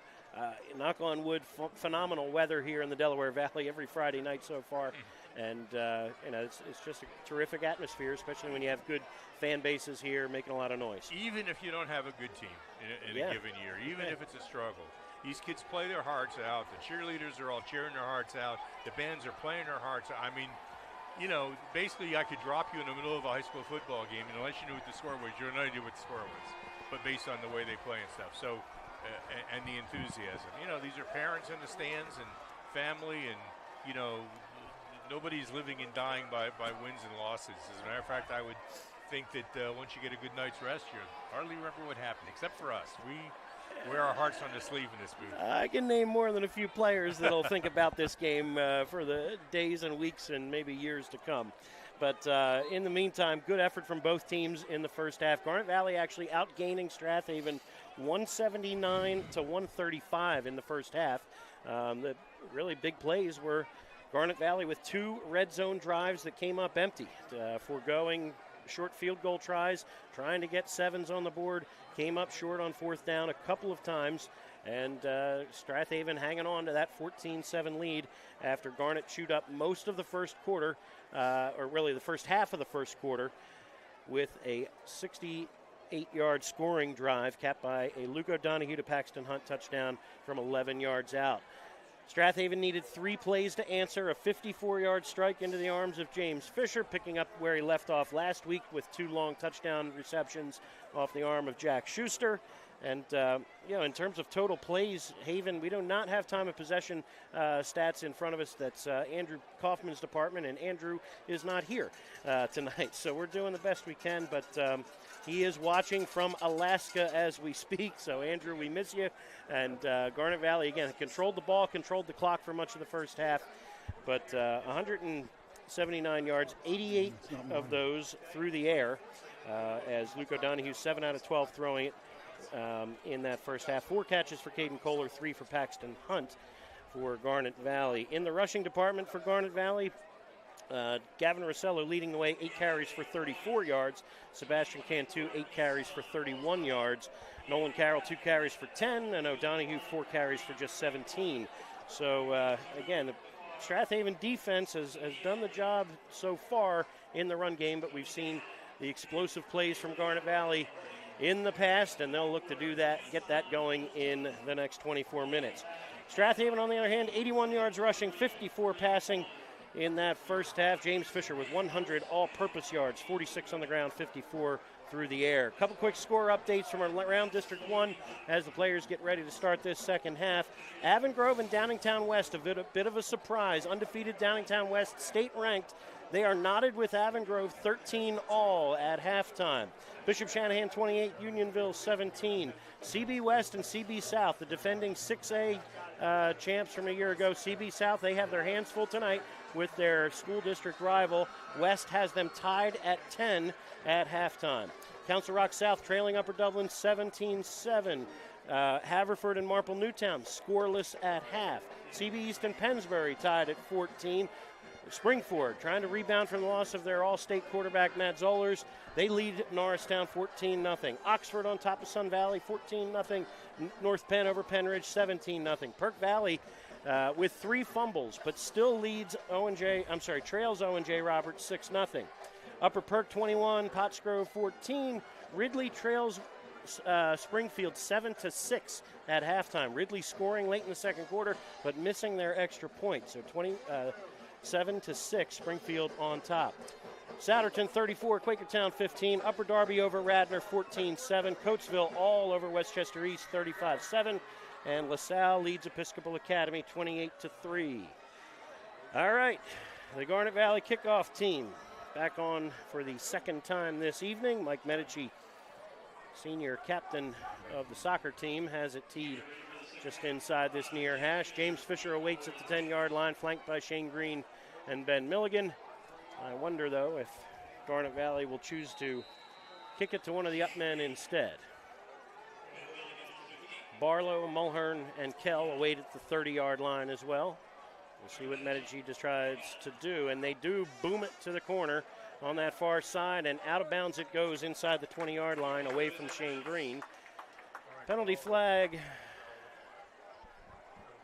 on the play for illegal procedure, and my guess is Coach Clancy will take the football at the 35, if I had to guess, and get that wing T attack back on the field. All right, we'll see if Garnet Valley makes any adjustments here with that 6-2 front. I mean, look, they forced 2 3-and-outs, Pete, for the Strath Haven offense. Strath Haven self-destructing maybe on their last possession of the first half with a... Yeah, but they still have to honor that possible outside run or outside pass to Fisher. They know that it's there, and they got to keep that behind their mind. So there it is, 6-2 look here for the Jags on first down. The give is to Shane Green off the left side for a couple. Green to about the 37-yard line, gain of 2, and second down and 8 upcoming. Keeping the horse in the barn, so to speak. Shane Green held to 26 yards on 7 carries. 16 of them came on 1 run. So, again, nice job here by the 6-man front. Aiden Misiewicz in the game now on the defensive line as well. He doubles as an offensive guard. On second down and 8. Schuster with a wing T behind him. It's Green one more time. Off the right side, cuts it back, and he is spun down. Nice tackle there in the open field by Nolan Carroll, but not before Green picks up 9 and a first down. Yeah, he found a nice hole on the right side there, scooted through and got himself a first down. Nice play by Green. Nice work there by the Panther offense, who went, again, 3 and out on their first possession in the first half. Got the chains moving to start this third quarter now. Tight end to the far side is Jai Curtis. On first down, they go swing to this near side. With room is Ben Milligan, but he is tracked down nicely. Terrific work by Dylan Orr, the sophomore, playing with a cast on that right hand. Able to evade the block of Cooper Murley, and Milligan held to a gain of 4. Second and 6 upcoming. Looks like they had good speed coming there, Pete, but nice job by Orr to dodge that block. I think they know that their bread and butter will be going on outside. Let's look for Fisher to get some outside runs. I think there's a weapon you got to use. Nose of the football on the midfield stripe on second down and 6. They shift Fisher to the backfield, Milligan to the wing. And it is Fisher off that right side with room, a terrific block and cut back. He has first down yardage once again. Carroll dives in to make the stop one more time, but that will move the sticks. Gain of 7 for Fisher and another first down. The offensive line, Brian, is opening up some holes for these running backs. And as long as that happens, they're going to keep it on the ground, I think. First and 10 for Garnet Valley. On the move here to start quarter number 3. Same shift. Fisher in the backfield with Green. They go to Green up the middle, not much doing. Good push up the middle that time from the Garnet Valley defense. And Green wrapped up there with Chase Britton and friends. Forward progress will give him the 41. Second down and 8 upcoming. Quick shout to the girls of Chicago College of Performing Arts at Roosevelt University checking in for the game tonight. So half the country away. Watching Garnet Valley and Springfield here. Sorry, Strath Haven. I have Springfield on the brain here. I'm looking at a Springfield Ridley update. We'll get to that momentarily. Here, second down and 8 for the Panthers. Fisher off the right side, cuts up the field for a few more and met there by a host of white jerseys at about the 36. Turn it to 3rd and maybe 3. Good pursuit by the entirety of the defense that time, and Dylan Orr in the mix once again as they spot it at the 37. Seems like they found a little bit of an opening off on this right side, and just keep going that way. Because up the middle has really been tough tonight. But when they go to the edges, like I said, there's yards to be gained. 7 carries for 57 yards for James Fisher. He's in the backfield with Shane Green, again with that same 2 tight end set here on 3rd and 4. From the 37, Fisher one more time, bounces off the first man and drives the pile forward for another first down. Gain of 6 or 5, maybe. Let's see where they put it. The 32, call it 5, and that will move the chains one more time. Clock continues to tick here in a fast-moving third quarter. We're inside of 8 minutes to go here. This drive for Strath Haven started at the 35 after the kickoff went out of bounds, and Panthers moving it well here coming out of halftime. Curtis, tight end to the far side. Gustafson to the near side. Wing to this near side is James Fisher. They come this way to Ben Milligan. Cuts it back momentarily. And second, third effort. Milligan driving the pile with Caden Ollinger on his back. Fans below us wanting a whistle, but none forthcoming right away. And maybe to Strath Haven's benefit there as Milligan leans down to the 28 for a gain of 5. Milligan, terrific contributor on the baseball field for head coach Brian Feely. Well, head coach on the baseball diamond and assistant coach here on the football field, Brian Feely. Second down and 5 for the Panthers. Motion man is Ben Milligan. Toss to this near side. Looking for room is Shane Green. Has the corner and lowers the shoulder, running through McDermott and picking up another Panther first down. Britton and Spadea track him down, but not before Green picks up the 19-yard line. And another Panther first down. Give him 8 more. That Green run on the left end there was unbelievable. The tackle, 3 Garnet Valley players were there, and he knocked all 3 of them over, but he still went down. But a great run by Sean Green. They'll mark it at the 17-yard line. Dylan Orr checks out for Garnet Valley with 6:43, 42 and counting to go here in quarter number 3. About half the third quarter gone already. 1st and 10 for Strath Haven. Gives to Green, cuts it back, keeps his feet, hanging on for dear life. A shirt tail tackle by Eric Spadea perhaps saves the touchdown, but Green picks up 7 more. This is an excellent drive, and they're starting to open up holes in the middle of the line, which they didn't do in the first half. So they're starting to open up the defense a little bit, and they're finding those gaps.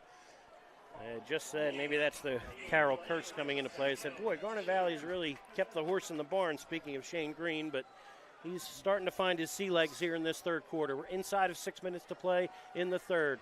Play fake. Nope, give it to Green. Stop quickly that time. He'll be near first down yardage, perhaps a yard shy. Nice work there by the middle of the defense. And they'll spot it at about the 8-yard line. Number 64, Nate Lengel, in the mix for Garnet Valley that time, and it'll be 3rd and about a yard here for the Panther offense. Garnet Valley defense needs a big stop here. 5:25 to go here in the third. Panthers with 2 cracks at it now. 3rd and 1 from about the 8. Fisher wing to the left. They go that left side with Milligan. Second effort will give him first down yardage. I believe forward progress will give him the 6. Give him a couple. Paxton Hunt and Chase Britton on the stop, but 2 yards for Milligan, enough to give the Panthers first and goal to go with 5:01 and counting to play in the third quarter. And if you're head coach Kevin Clancy, this is exactly what you wanted. Garnet Valley defense starting to show some wear and tear perhaps here. 1st and goal from the 5. Shane Green slides to his left and maybe a yard. Nice penetration that time by Massimo Ivorone to make him change directions into the pursuit side, and maybe 2 yards when they unpile. 2nd and goal from the 4. What's also great about this drive, Brian, is they're eating up clock. They've had the ball 8 minutes almost, and as long as you have the ball, Garnet can't score. So this is an excellent drive, and let's hope it ends up well. All right, Garnet Valley looking for a stop here on 2nd and goal from the 4. Juggled snap, and we'll see. Scramble for it. Schuster couldn't find it. I believe Ben Milligan pounced on it. Let's see when they unpile. Or Shane Green, rather. Green comes out with it at the 5-yard line, and boy, the Panthers have had trouble with that all season long. Yeah. That center exchange in many cases down inside the 5. Maybe get a little anxious there. Green saves the day momentarily for Strath Haven, but it turns it to 3rd down and goal now from the 5. Clock ticks, 3:42 and counting to play here in the third. Ball sitting just inside the 5-yard line. Curtis, tight end to the far side. Gustafson to the near side. T formation for the Panthers. Play fake, they go sweep to the far side. Fisher looking for the corner, cuts inside, dives into the end zone for the touchdown. James Fisher in We'll call it a 4-yard run. Lowers the shoulder, and number 5 with 3 touchdowns tonight, and the Panthers now with a 2-score lead on a powerful, all-rushing drive to start this third quarter. That was a great drive. And like I said, it ate up, 9 minutes? 3:21 to go here in quarter number 3. Ball spotted, and Matt Steyer's third extra point of the night is true. We'll be back in just a moment. Garnet Valley, now trailing by 2 scores, needs to find a way back here on havenfootball.net. Do you have slow-running drains? Are you thinking about selling your home or property? If so, go to scarpagnatoplumbing.com and schedule a technician. They are the area's only small plumbing company to offer in-house trenchless sewer and water main repairs. They also offer sewer lateral certifications for the surrounding communities. From faucets to water heaters, they can handle all your plumbing needs. Give them a call at 484-832-5566. This is Keith Jackson reminding you you're listening to high school football right here on havenfootball.com. Welcome back to George L. King Field. Strath Haven 21, Garnet Valley 7, a 65-yard scoring drive, and James Fisher's third touchdown of the evening as the Panthers on top and in the driver's seat here late in the third. What do you think, Pete? Well, you come out and you burn 9 minutes and then put the score in, and now you're up 2 scores. I don't think you can do any better than that. Now let's play some defense, that's all. Garnet Valley trying to get something going, maybe a spark in the kicking game. Nolan Carroll and Billy Kraus await. High end over end kick. This will be Carroll from the 6-yard line, looking for a wedge up the near side. Makes one man miss momentarily and then drives the tackler forward. Nice work there, holding his ground by Shane Fisher on the stop. Carroll picks up about 20 on the kick return and sets up the Jags 1st and 10 at the 26-yard line. Finish the tweet here. 3rd TD of the evening for James Fisher.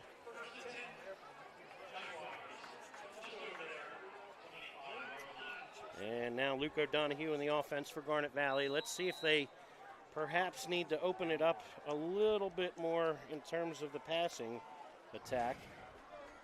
We'll see here. 1st down, motion man is Cantu. Back, and they throw the quick hitch. This is Caden Kohler, makes the grab and carries a tackler near 1st down yardage.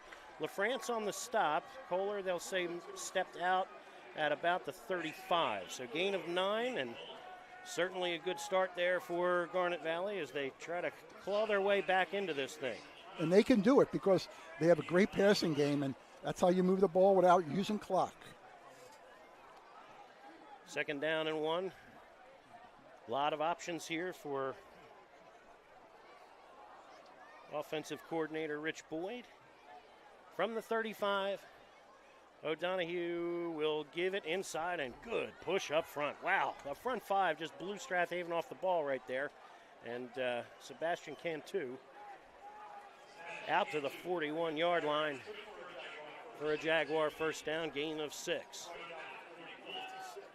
All right, Nick Faribault in on the stop for the Panthers with 2:40 and counting to go in quarter number 3.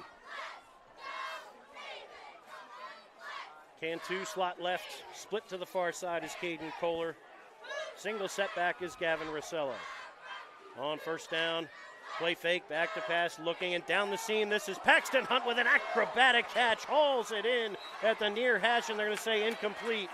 Oh, you'd have to check the replay on that one. Hunt had an almost incredible catch. Not sure if we'll be able to get a replay on that one or not. But Brian, I think when he went up, he brought the ball down, and as he came down, it took one bounce on the ground into his hands. It's hard to see that, but if you see the one bounce, you'll know that it's incomplete. We'll check it over this weekend and so forth. Yeah, Mike will check it. The Panther defense, I will say, reacted immediately as if it hit the ground, but just off the mark there. And 2nd and 10 now for Garnet Valley from their 41. Option look to the near side, and lots of room for O'Donoghue. He'll drag Shane Green across the 50 to the 49. Near 1st down yardage. We'll see where they spot this. Yeah, they'll move the chains. Give Luke 10 and another 1st down. So, again, this is an offense averaging nearly 40 points per game coming in, nearly about 400 yards of offense per game. And again, Garnet Valley, 179 yards in the first half, very, respectable against Strath Haven's very good defense. Just didn't finish on 2 of the drives. The but 2 stops, Here they are moving again. 1st and 10 from the 49. O'Donoghue back, looking, has time, now steps up, looking, he wants it all down this near sideline. Carroll is out there, who's got it at the 15-yard line. Had to wait for it, but hangs on, absorbs the hit from Wilner, and then we will check. Is there a flag? Let's see. And we'll see. Maybe O'Donoghue was behind over the line of scrimmage. So Carroll with the grab. Would have been a 34-yard pass play, but I think O'Donoghue stepping up in the pocket may have crossed the line of scrimmage there. We'll have to see if these replays can grab some of this, but they're talking to head coach Kevin Clancy as if this is coming backwards here and a decision to make. So I would think they're going to accept the penalty, and it's an illegal forward pass on O'Donoghue. So loss of down penalty turns it to 2nd and 15 back on the Garnet Valley side of the 50 at the 46. So nice work by the offensive line. O'Donoghue delivered and Carroll hauled it in, but past the line of scrimmage, can't do that. 2nd and 15 now. Motion and give is to Rosello with some room off this near side. Shakes a tackle and is banged down finally by Milligan and Fisher. But he's near first down yardage. So 2nd and 15 will suddenly turn this to 3rd and inches maybe, or will they move the chains? No, they're moving the chains. That's a first down. Hurry up offense here as Rosello picks up 15. No huddle for Garnet Valley. Carroll slot to the far side, Rosello the single setback. They give it to Rosello up the middle, not much doing that time. Mulhern there on the hit. And Sean O'Neill as well. And still, good lean from Rosello, falling forward for about 3. Both these teams this half, the drives are almost identical. Both teams are just running the ball, burning clock, but they're both doing great, back and forth. 34 seconds to go in this fast-moving third quarter. Single receiver to the near side is Nolan Carroll. He comes in motion, and they give it to him on the jet sweep, trying for room off that left edge. Foot in the ground, runs through Kell momentarily. Leans for a gain of maybe 3, but not much doing there with 2 black shirts standing in front of him. Nice work by the Panther defense to stop Carroll at the 33-yard line. 3rd and about 2. 7 seconds, 6 seconds, 5 seconds to go in the third quarter. Hard count, but I think they're ready to switch sides and start quarter number 4. There's the horn on the fast-moving third quarter. Strath Haven 21, Garnet Valley 7, but the Jags on the move once again. Should be a fun final 12 minutes and maybe more when you come back on havenfootball.net. Or buying a home is serious business, and for serious business the key to your success is to work with an experienced agent. Sandy McCulley has over 20 years of real estate experience and is a seller representative specialist as well as a certified residential specialist. Sandy specializes in Delaware County real estate. Sandy conveniently works out of the Media Berkshire Hathaway Home Marketing Center in Media. Let Sandy's experience be your advantage in today's multifaceted real estate market. Give Sandy a call at 610-368-6641. This is Merrill Reese, voice of the Philadelphia Eagles, and you're listening to high school football right here on havenfootball.net. Welcome back to George L. King Field. Brian Carroll bringing you play-by-play. Pete Fulgenetti and Mike Mayer doing everything else for the broadcast tonight. We'll get Andrew Kaufman back next week, but thanks again to Bill Clancy and Dean Michelson doing all the great work with the cameras for our broadcast tonight. Garnet Valley down 2 scores, but moving the ball well here as we ended the third quarter. Looking at 3rd and about 4 from the Haven 33. Moving right to left now, Luke O'Donoghue in the offense. Breaks the huddle with 2 tight ends, 2 backs, and a wing to the far side. 3rd and 4, O'Donoghue lowers the shoulder, gets low, and squirts through for first down yardage. Nicely done there, gain of 5 for O'Donoghue. gets that 6'2 frame low, and squirts under the tackling attempt of Mulhern. Green rides him to the ground at the 28-yard line. Panther defense bent but did not break except for the opening drive of the game in the first half. Here, giving some ground once again. Carroll in motion, they give it up the middle to Cantu, and he is belted. Took on Shane Green head on there at the 25-yard line. Gain of almost 3. Brings up 2nd down and 7. Cantu has been busy tonight. 10 carries, 40 yards on the evening, and Sean O'Neill, Panthers defensive tackle and also left tackle on offense, is on the turf, not getting up at the moment. So we'll take a short time out here, and Panthers will hope for the best here for number 55 and be back in 30 seconds. Glad you joined us live watching high school football on havenfootball.net. The Swarthmorean Weekly Newspaper has partnered up with havenfootball.net. The Swarthmorean was established in 1893 and is a true community newspaper and covers the Wallingford-Swarthmore School District as well as events in Swarthmore, Wallingford, and surrounding communities. Get your copy every Friday at 320 Market or Swarthmore Co-op, or go to swarthmorean.com for a mailed or digital subscription. For all the local news, read the Swarthmorean every week. Hey fans, this is Todd Lights, public address announcer for the Los Angeles Dodgers, and you are listening to high school football right here at havenfootball.net. Welcome back to George L. King Field. Strath Haven leading 21-7 here. 11:14 to go in regulation. Garnet Valley on the move. Stay with it. 2nd down and about 7 upcoming, but in the meantime, trainer's still working on Sean O'Neill, so we'll take a moment to update you on a couple scores.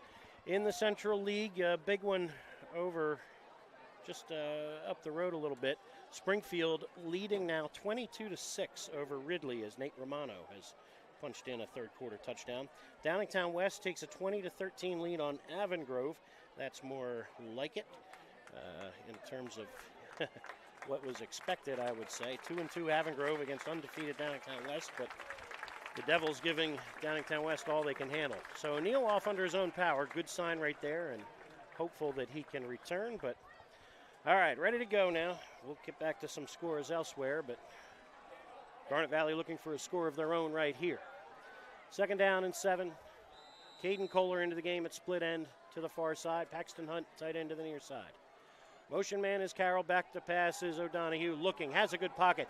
Looking for the post, incomplete. Pass off the mark there. Kohler cut inside, pass out by the hash mark. Good coverage by Grayson LaFrance, and turns it to 3rd down and 7 for the Jaguar offense. And now you really are looking at 4-down territory here, down by 2 touchdowns. You know, Pete, earlier in the game, Jags had a chance for 2 short field goals, decided to go for it, didn't go their way. But now down 2 scores, you need 7 here. There you go. Okay, going back we'll to get 1. Pete's mic figured out here in a second. Mike. But Pete also. And in the meantime, 3rd down and 7. Motion man is Carroll. Back to pass O'Donohue. He steps up, looking, fires on the run. Incomplete, looking for Hunt. Pass a bit overthrown, but well covered that time. Shane Green right in his lap. And now 4th and 7, and a tougher way to go here for the Jags. Panthers looking for one more stop. 2 red zone stops already. This one just outside the red zone at the 25. And Pete? Well, a stop here, and I think you won't see the ball go in the air anymore for Haven. They'll just run and let that clock run with a 2-score lead. Big play here for Garnet. They need a 1st down here, or it could be over. Receivers split to either side. Motion man is Rosello. They toss to that near side. They go reverse to Carroll. He is wrapped up. They lose the football. Never quite got the exchange, but a big play in the backfield and a loss. Little razzle-dazzle there from the Panthers, but Nick Faribaugh says no, back at the 37-yard line. And the Jags turn it over on downs, just trying to get something going there. Yeah, that could be the play of the game. Nick Faribaugh, even though they did the reverse and all, all the momentum was going to the right instead of the left, he just held his ground, went in and made the tackle, and just that's it. Haven's ball. Strath Haven football now, 10:52 to go in regulation, and we'll see what happens from here as James Fisher actually goes down, and he's a little worse for the wear. So the Panthers don't want to see that, certainly. Fisher, if you'll remember, did not finish the Ridley game, only played a minimal amount of time in that win a couple weeks ago. Barely played in the second half, actually. But we're working on some sound here. Sorry. All right. But, can you hear me? No. All right. The heat's starting to get to the players, and they're cramping up. Yeah. So, all right. So Fisher getting some attention here. Clock stops with 10:49 to go here in regulation. Garnet Valley desperately needing a 3-and-out here. And the Panthers, remember, with one possession in this second half, rather. He had just a phenomenal 65-yard scoring drive. No big chunk plays, just methodically moving the line of scrimmage, and James Fisher's third touchdown of the night is the difference in this game right now with a 2-score lead. All right, Fisher checks out. Bill Doherty checks in as a wing to the far side. Milligan and Green in the backfield on 1st and 10. Give is to Green, off left tackle. He'll bang his way across the 40. Good pursuit there from Garnet Valley, playing physical, is Paxton Hunt. But Green still picks up 5. 2nd down and 5 upcoming. You know what, Brian? I think when Garnet looks back at this game, let's assuming it goes like this, they're going to realize when they were inside the 20 3 times in this game and came away with no points. You can't do that when you're playing a good team. Panther defense has stepped up for sure, that front 4 in particular, even without Vince Hales tonight. 2nd down and about 5. Schuster taking his time under center. Gives to Fisher, who's back in the ball game. He'll drive the pile near 1st down yardage. It'll depend on the spot. We'll check the spot here. It's close to a 1st down. If they give him the 47, they'll move the sticks. Yep, 5 more for Fisher. Move the chains. Fisher 71 yards rushing on just 10 carries tonight. And the one pass completed tonight for the Panthers in 2 attempts. His 54-yard touchdown midway through that first quarter to answer the opening scoring drive for Garnet Valley. You can see Haven's taking as much time as they can off each play. You just keep running the ball and let the clock run. That's all you got to do here. 9:29 to go here in regulation. 1st and 10 for the Panthers from the 47. Ben Milligan shuffles his way across midfield, or maybe short of midfield. They'll stop him just shy. Nice work there on the far side by Chase Britton and Aiden Misowitz. Yeah, Ben Milligan's had just a few carries tonight, but he's been very successful on his carries. He's moved the ball, moved the chains for the Haven, and he's given the other running backs a breather. Positive yardage, right? Yes. Even if they're not chunk plays, you end up with 2nd and favorable, 3rd and even more favorable, and so forth. 2nd and 7 here for Strath Haven. Same 2 tight end set. Fisher wing to the far side now. He shifts to the backfield. Again, that 6-2 front here for Garnet Valley. Fisher with the edge. Look out. 40, 35, 30. You will not catch James Fisher. He will go 49 for the 4th time tonight. Fisher's in the end zone. And there's the backbreaker right there with 8:44 to go here in regulation. Tonight's the James Fisher Show. He's just been phenomenal. It's been a relatively slow start for Fisher. He had 4 touchdowns on opening night.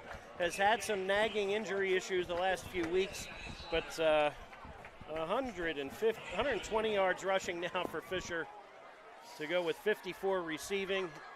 And Matt Steyer on for the extra point. Kick is away, long enough, and it is good. Steyer 4 for 4. Panthers 2 for 2 on scoring drives in the second half. And Garnet Valley with an uphill climb now when we come back on havenfootball.net.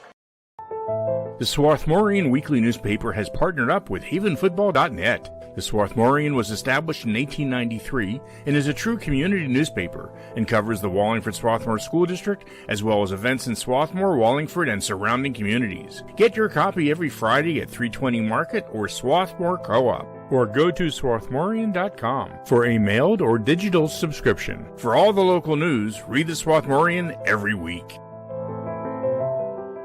Hey fans, this is Todd Lights, public address announcer for the Los Angeles Dodgers, and you are listening to High School Football right here at havenfootball.net. James Fisher's fourth touchdown of the night. 1 through the air, 3 on the ground now. This one from 49 yards out. Very patient, got a block, got the edge, and 49 yards later, Panthers up 28-7 with 8:34 remaining in regulation. When he turned the corner, Brian, you knew there was nobody who's going to catch him. He just ran away from everybody. Well, and again, this is kind of the risk here for Garnet Valley playing that 6-man front. You take a defensive back off the field, and a little less speed and angles are a little worse there in the secondary, perhaps. End over end kick. This will come down to this is Owen Burns. Burns with the speed across the 35 to the 40. Owen Burns back in on kick return. And the sophomore takes it out to the 42. A little spark here for Garnet Valley. Burns also on the wrestling team. A regional qualifier as a freshman last year. And now a nice return has Garnet Valley in decent field position. Uphill climb for sure for the Jags, but again, we've seen some explosive offense from them through the first 4 weeks.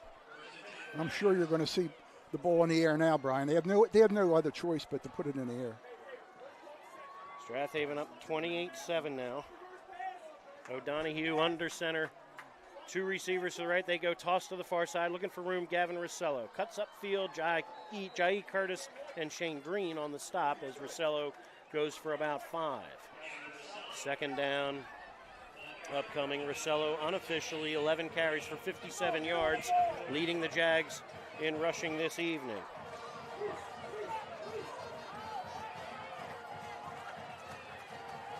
Back, fires down the seam, and once again the tight end down the seam. It's been there most of the night, and Paxton Hunt with his fourth catch of the evening. Across the 40-yard line, and 1st and 10 here for Garnet Valley.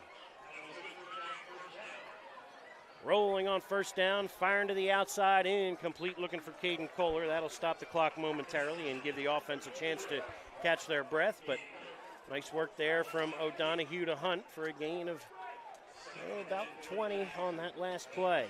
If you're Strath Haven here, you don't mind giving up the short yards, 3, 4, 5, 6 yards at a time. You just don't want to get beat deep. You want them to use all the time they need. Even if they score, then you still have 2-score lead. So Haven's playing, not prevent, but they're playing to keep Garnet Valley from quick scores. See what the Jags can drum up here. 7:41 to go here in regulation. 28-7. Garnet Valley on the wrong side of things right now. Back to pass is O'Donohue. Look, steps up, dumps underneath. This is Hunt again. 1st down yardage as he crosses the 25. Tripped up by James Fisher at the 22. So nice work there by Hunt. Gain of maybe 16 more on his 5th catch of the night. Not much of a pass rush that time. Excellent protection by the Garnet Valley front 5. All right. Wing to the right is Carroll. They go to the left side here. Off the weak side goes Rossello down to about the 15. Gain of maybe 8 more.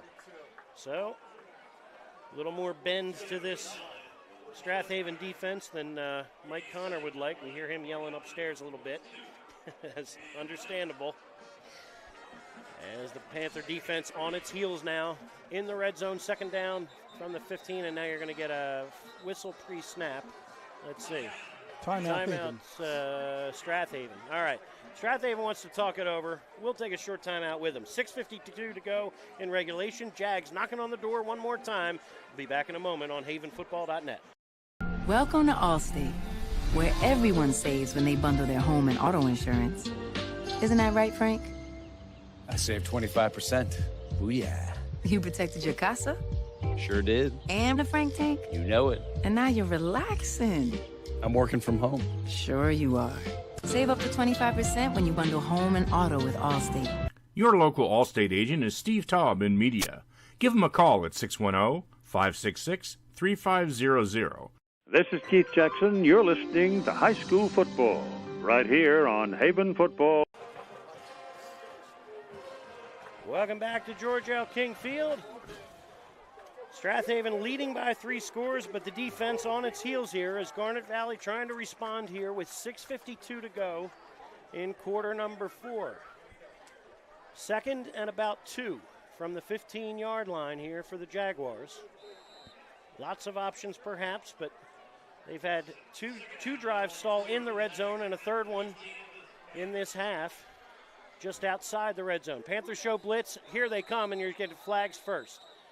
And false start. So the Panthers looking with 2 guys in the 8 gap there, and Garnet Valley did not respond well.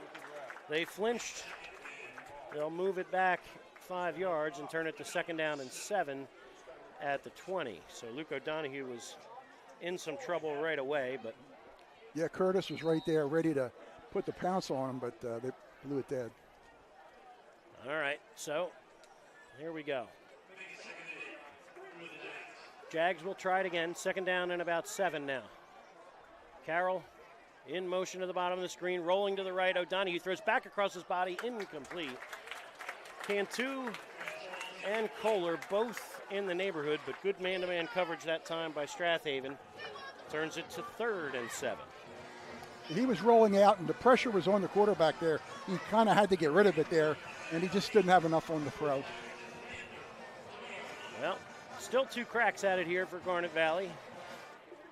In theory, you don't need all of it. Don't need 7, maybe 3 or 4 here to get it to 4th and short. But of course, trailing by 3 scores, the Jags want more than that. Tight end to the near side is Paxton Hunt. Panthers show blitz. Rolling to the outside is O'Donohue. He has Carroll. 1st down yardage across the 15. He is banged down at about the 11. That will move the chains, and Carroll gets up a little hobbled, but seems to be okay. Clock continues. Nope, clock is stopped as he got out of bounds. Okay. 1st and goal. Nope, 1st and 10 at the 11. Gain of 9 on that last one to Carroll. Back to pass is O'Donohue. He fires to the flat. It is. Is it intercepted? The ball was tipped, but they're going to say nope, hit the ground. James Fisher with a diving effort. I'm sorry, Quinn Kell, rather, with a diving effort. Nearly had it. Batted down at the line. I think that was Curtis who got his hand up.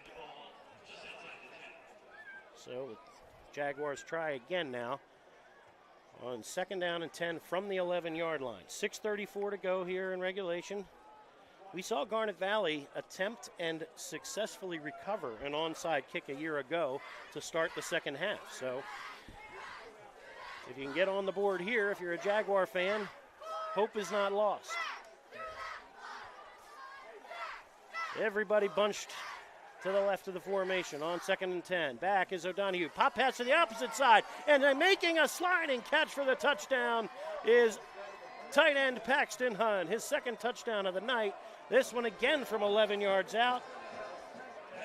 Nice design of the play there. Everybody bunched right. You go back to the weak side, and Hunt hauls it in for the 6th time of the evening. And both Garnet Valley touchdowns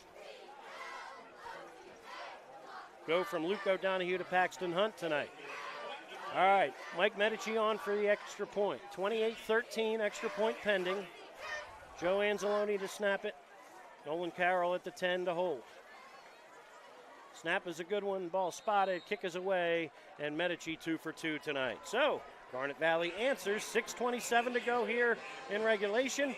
Panthers need the football back and to milk some clock when we come back on havenfootball.net. Your car is probably your 2nd biggest investment, and AMF Auto Clinic in Brookhaven wants to keep that investment in tip-top shape. AMF Auto Clinic has been maintaining automobiles since 1961, and they take pride in their work and in keeping your car in perfect running order. From inspections to general maintenance and repair, you can trust your auto investment to AMF Auto Clinic in Brookhaven. Call for an appointment today at 610-872-2167. Hi, everyone. This is Greg Murphy from the Phillies broadcast team, where high school football never sounded so good, right here at Haven Football. Welcome back to George L. King Field. Garnet Valley with a nice scoring drive there. Now trailing 28-14, and the Panthers fully expecting an onside kick. Shane Green and James Griffin await deep at the 15-yard line, but the Panthers with 9 other men up near the 50. Medici lining up for what is presumably an onside kick, and Medici steps over the ball. Instead, it's Costa who kicks it, but nicely done to recover there for the Panthers. A little razzle-dazzle once again, but that's Quinn Kell, baseball infielder in the spring, using good hands right there to give the Panthers possession at the 41-yard line. All right, 6:27 to go here in regulation. Well, Brian, I think we know what's going to happen. Run, run, and more run. Is it raining out there all of a sudden? You see rain? Is that possible, finally, in Pennsylvania? All right, rain has just begun here with 6:27 to go in the fourth. Strath Haven leading by 2 scores, need to move the ball and work clock. Fisher looking for room off this edge, and he is off to the races again. James Fisher will go, this time 59 yards. What a block by Faribault to wipe out the near side. And Faribault celebrates as Fisher's in once again, this time untouched from 59 yards out. Well, the Panthers have found something on this near side, just outnumbering everybody from Garnet Valley and that speed on the edge. So 6:16 to go here. 34-14, extra point pending. Steyer up, good, 5 for 5, and James Fisher, his 5th touchdown of the night. We'll take a short timeout, be back in 30 seconds. You're listening to High School Football on havenfootball.net. Alumni and Friends Supporting Kids is a fiscal partner of the Foundation for Wallingford Swarthmore Schools. ASK strives to bridge the gaps in access to educational resources so that WSSD students have a holistic school experience. ASK helps students K-12 with items, services, and resources to support and enhance their educational experience with a focus on academic, artistic, athletic, and social enrichment. ASK scholarship forms are available on the WSSD website as well as through the school counseling department. Hello, everyone. I'm Ron Jaworski, former Philadelphia Eagles quarterback, and you're listening to High School Football right here on Haven Football.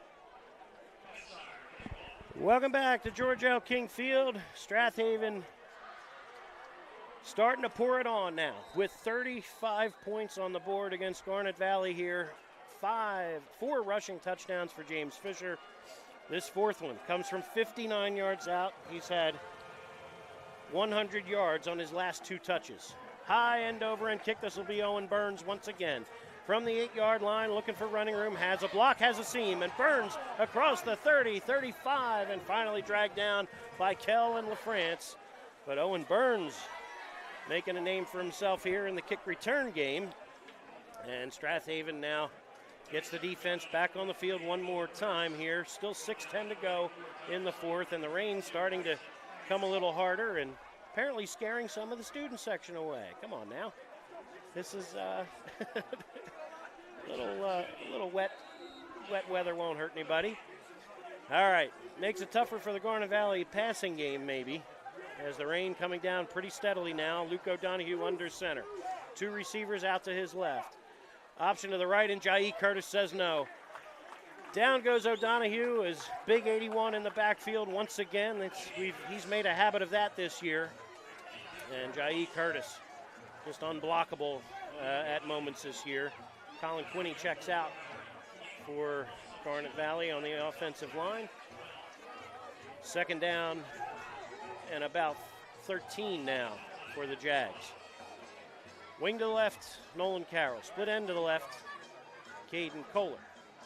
They give inside, and not much doing for Rossello as the Panthers there to meet him quickly. I'm sorry, that was Cantu. Sebastian Cantu for about 3. Garnet Valley next week with Conestoga at home, followed by Radnor at home, then at Upper Darby. Strath Haven with Marple Newtown next week. Last we heard, Marple was trailing Haverford 7-0. We'll try to get an update for you on that shortly. Here, 3rd and 10. O'Donoghue give up the middle for a few, and more than a few. We'll turn this into 4th down and about 2. So nice work there by Travis Griffith. Anthony Gifford in the game. Griffith is out of the game tonight with an injury. And Garnet just broke the huddle with 12 men, but give is to Nolan Carroll on 4th down, looking for yardage. He has 1st down yardage across the midfield stripe, ridden down by Shane Green. And Carroll moves the sticks for Garnet Valley. Gain of about 5 on the play to 48. Clock ticks. 4:28, 4:27 and counting to play here in regulation.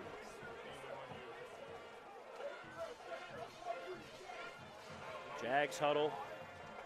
Again, things have not gone their way offensively tonight in the red zone. That's been most of the story. And then James Fisher taking over this second half. Give inside on 1st down to Anthony Gifford, who had 2 touchdowns a week ago in the win against Lower Merion. Got a nice 1st down gain there for Garnet Valley to the Strath Haven 43. 2nd down and about 5 upcoming. So Coach Clancy and the Panthers looking to go to 5-0. They're just 340 away from doing so here. Jaguars trying to get a little momentum here late in the game. Give inside. I think you have a 1st down yardage here, depending on the spot. That's Gifford one more time. And we'll see where they put it down.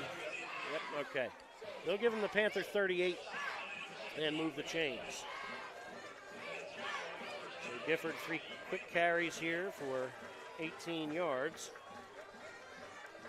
Clock ticks. 3:24, 3:23 and counting to play here in regulation.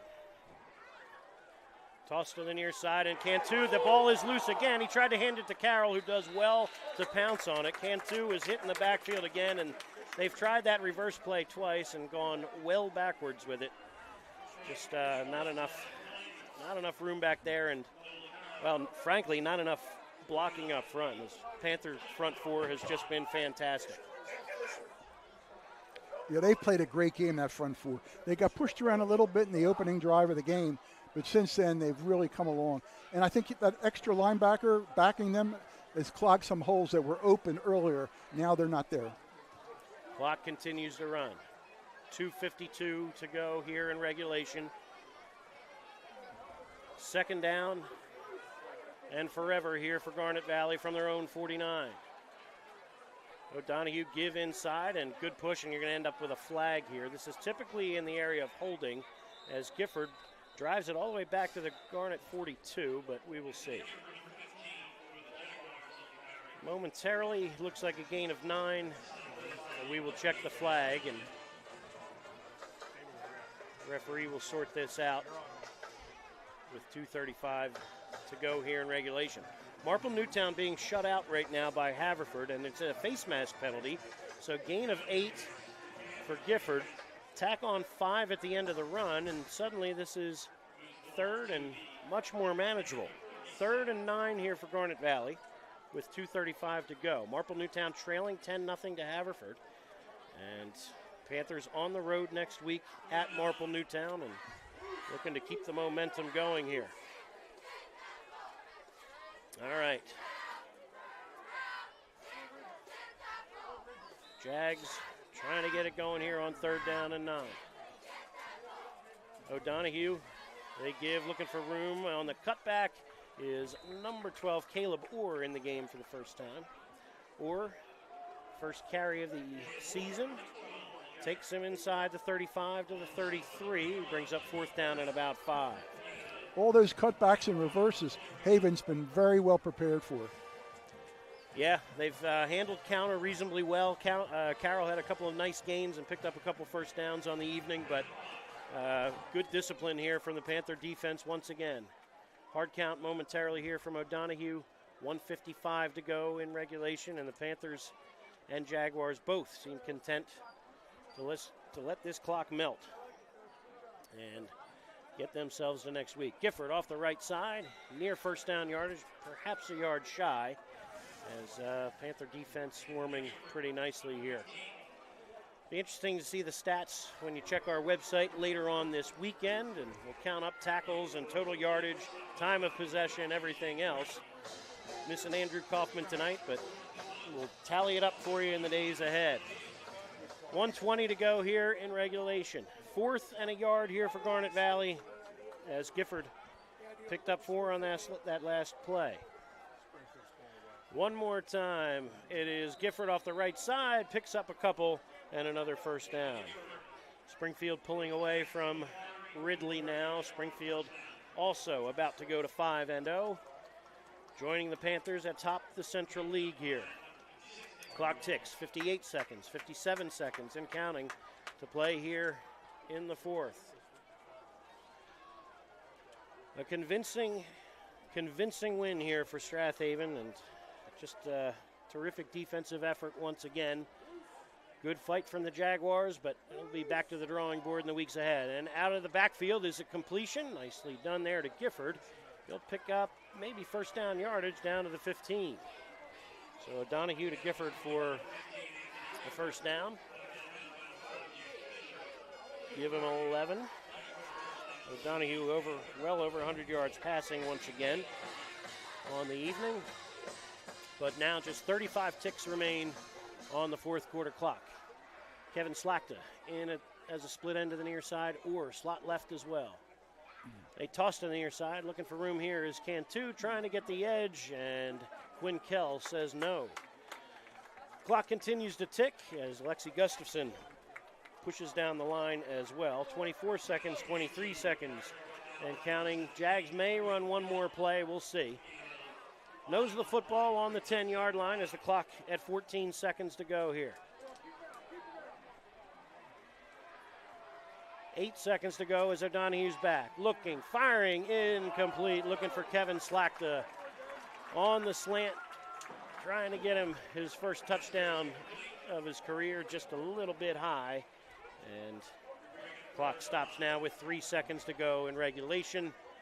Barring a defensive penalty, it'll be the final play of the ball game. So, see what the Jags decide to do here on 3rd down and 5 from the 10. O'Donoghue looking for the signal. Slachta to the huddle as well. So the Jags will fall to 4-1, still very much in the mix for a 5A playoff berth and probably one of the top seeds if they can turn it around in the weeks ahead. O'Donoghue back one more time under heavy pressure, steps up in the pocket, and Jai Curtis will end the game with a sack. Big 81 on the play, and then you're going to get a flag after the fact, but now let's make sure everybody gets up healthy here on the final play of the game, and this does not look good. Luke O'Donoghue down and not getting up easily, but it seems okay. All right, that will do it. So that will do it for the ball game. They will pick up the flag. Not sure what happened at the end there, except Jai Curtis with another sack and an exclamation point for the Panther defense here at George L. King Field tonight. Your final score, Strath Haven 35, Garnet Valley 14. Be back in just a moment for a quick wrap-up and talk about the week ahead on havenfootball.net. Alumni and Friends Supporting Kids is a fiscal partner of the Foundation for Wallingford Swarthmore Schools. ASK strives to bridge the gaps in access to educational resources so that WSSD students have a holistic school experience. ASK helps students K-12 with items, services, and resources to support and enhance their educational experience with a focus on academic, artistic, athletic, and social enrichment. ASK scholarship forms are available on the WSSD website as well as through the school counseling department. Hello everyone, I'm Ron Jaworski, former Philadelphia Eagles quarterback, and you're listening to high school football right here on Haven Football. Welcome back to George L. King Field, our favorite part of the evening here, regardless of the result. Strath Haven football team heading down to salute the band. And so the team and cheerleaders will get together for the alma mater in the east end zone, but they'll do so with a big smile on their face tonight. Strath Haven 35, Garnet Valley 14, as a convincing win for Strath Haven for the second year in a row, knocking off Garnet Valley. And again, plenty of football left in the weeks ahead, Mike. But if this Strath Haven team can stay healthy, they have to feel good about their chances in the next in the Central League. I'll kick it to Pete. Mike's still having technical challenges here. I think the game, if you look back on this whole game, Garnet, it was inside the 20 in the red zone, 3 different occasions, twice in the first half, once in the second half. And out of those 3 times, they came away with 0 points. And you just can't do that when you're playing a very quality team. You got to get points on the board. So that right there, the 3 scores is the difference of the final score. So, I mean, Haven, like you said, Brian, a little while ago, they were bending, but they didn't break. And that's the difference in this game. They gave up yards, but when it counted down near the goal line, they came up strong. Well, Garnet Valley will fall to 4-1, lick their wounds a little bit tonight, of course, but in the meantime, they will look to get back on the winning track next week with Conestoga and then Radnor and Upper Darby to follow, and the Jags also hoping to get healthy as you're looking at a number of backup players in the backfield tonight and over the last several weeks. And again, very good, very talented players, but they will be excited to get Luke Vaughn and Dean Kohler back for sure, perhaps on both sides of the football. For Strath Haven, they're trying to get healthy too. Maybe you get Vince Hales next week and hopefully a few more. But in the meantime, Panthers can feel good about tonight. 5-0 as number 5 visits the end zone 5 times. That's the number of the day. And the Panthers pull away tonight 35-14. Bill Clancy on the camera, Dean Michelson on the camera as well. Great job, guys. Thank you so much. Thank you again to Linnell Mosley for everything she does here in the athletic department, getting us set up in the booth. And once again, thank you to Pete Fulgenetti and Mike Mayer. Check out the website in the days ahead for stat updates, play of the game feature, and a whole lot more.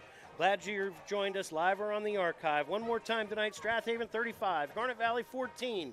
This is Brian Carroll signing off. Good night, everybody, and great football. This internet broadcast has been a production of havenfootball.net Incorporated. All rights are reserved. Thanks for watching, and good night.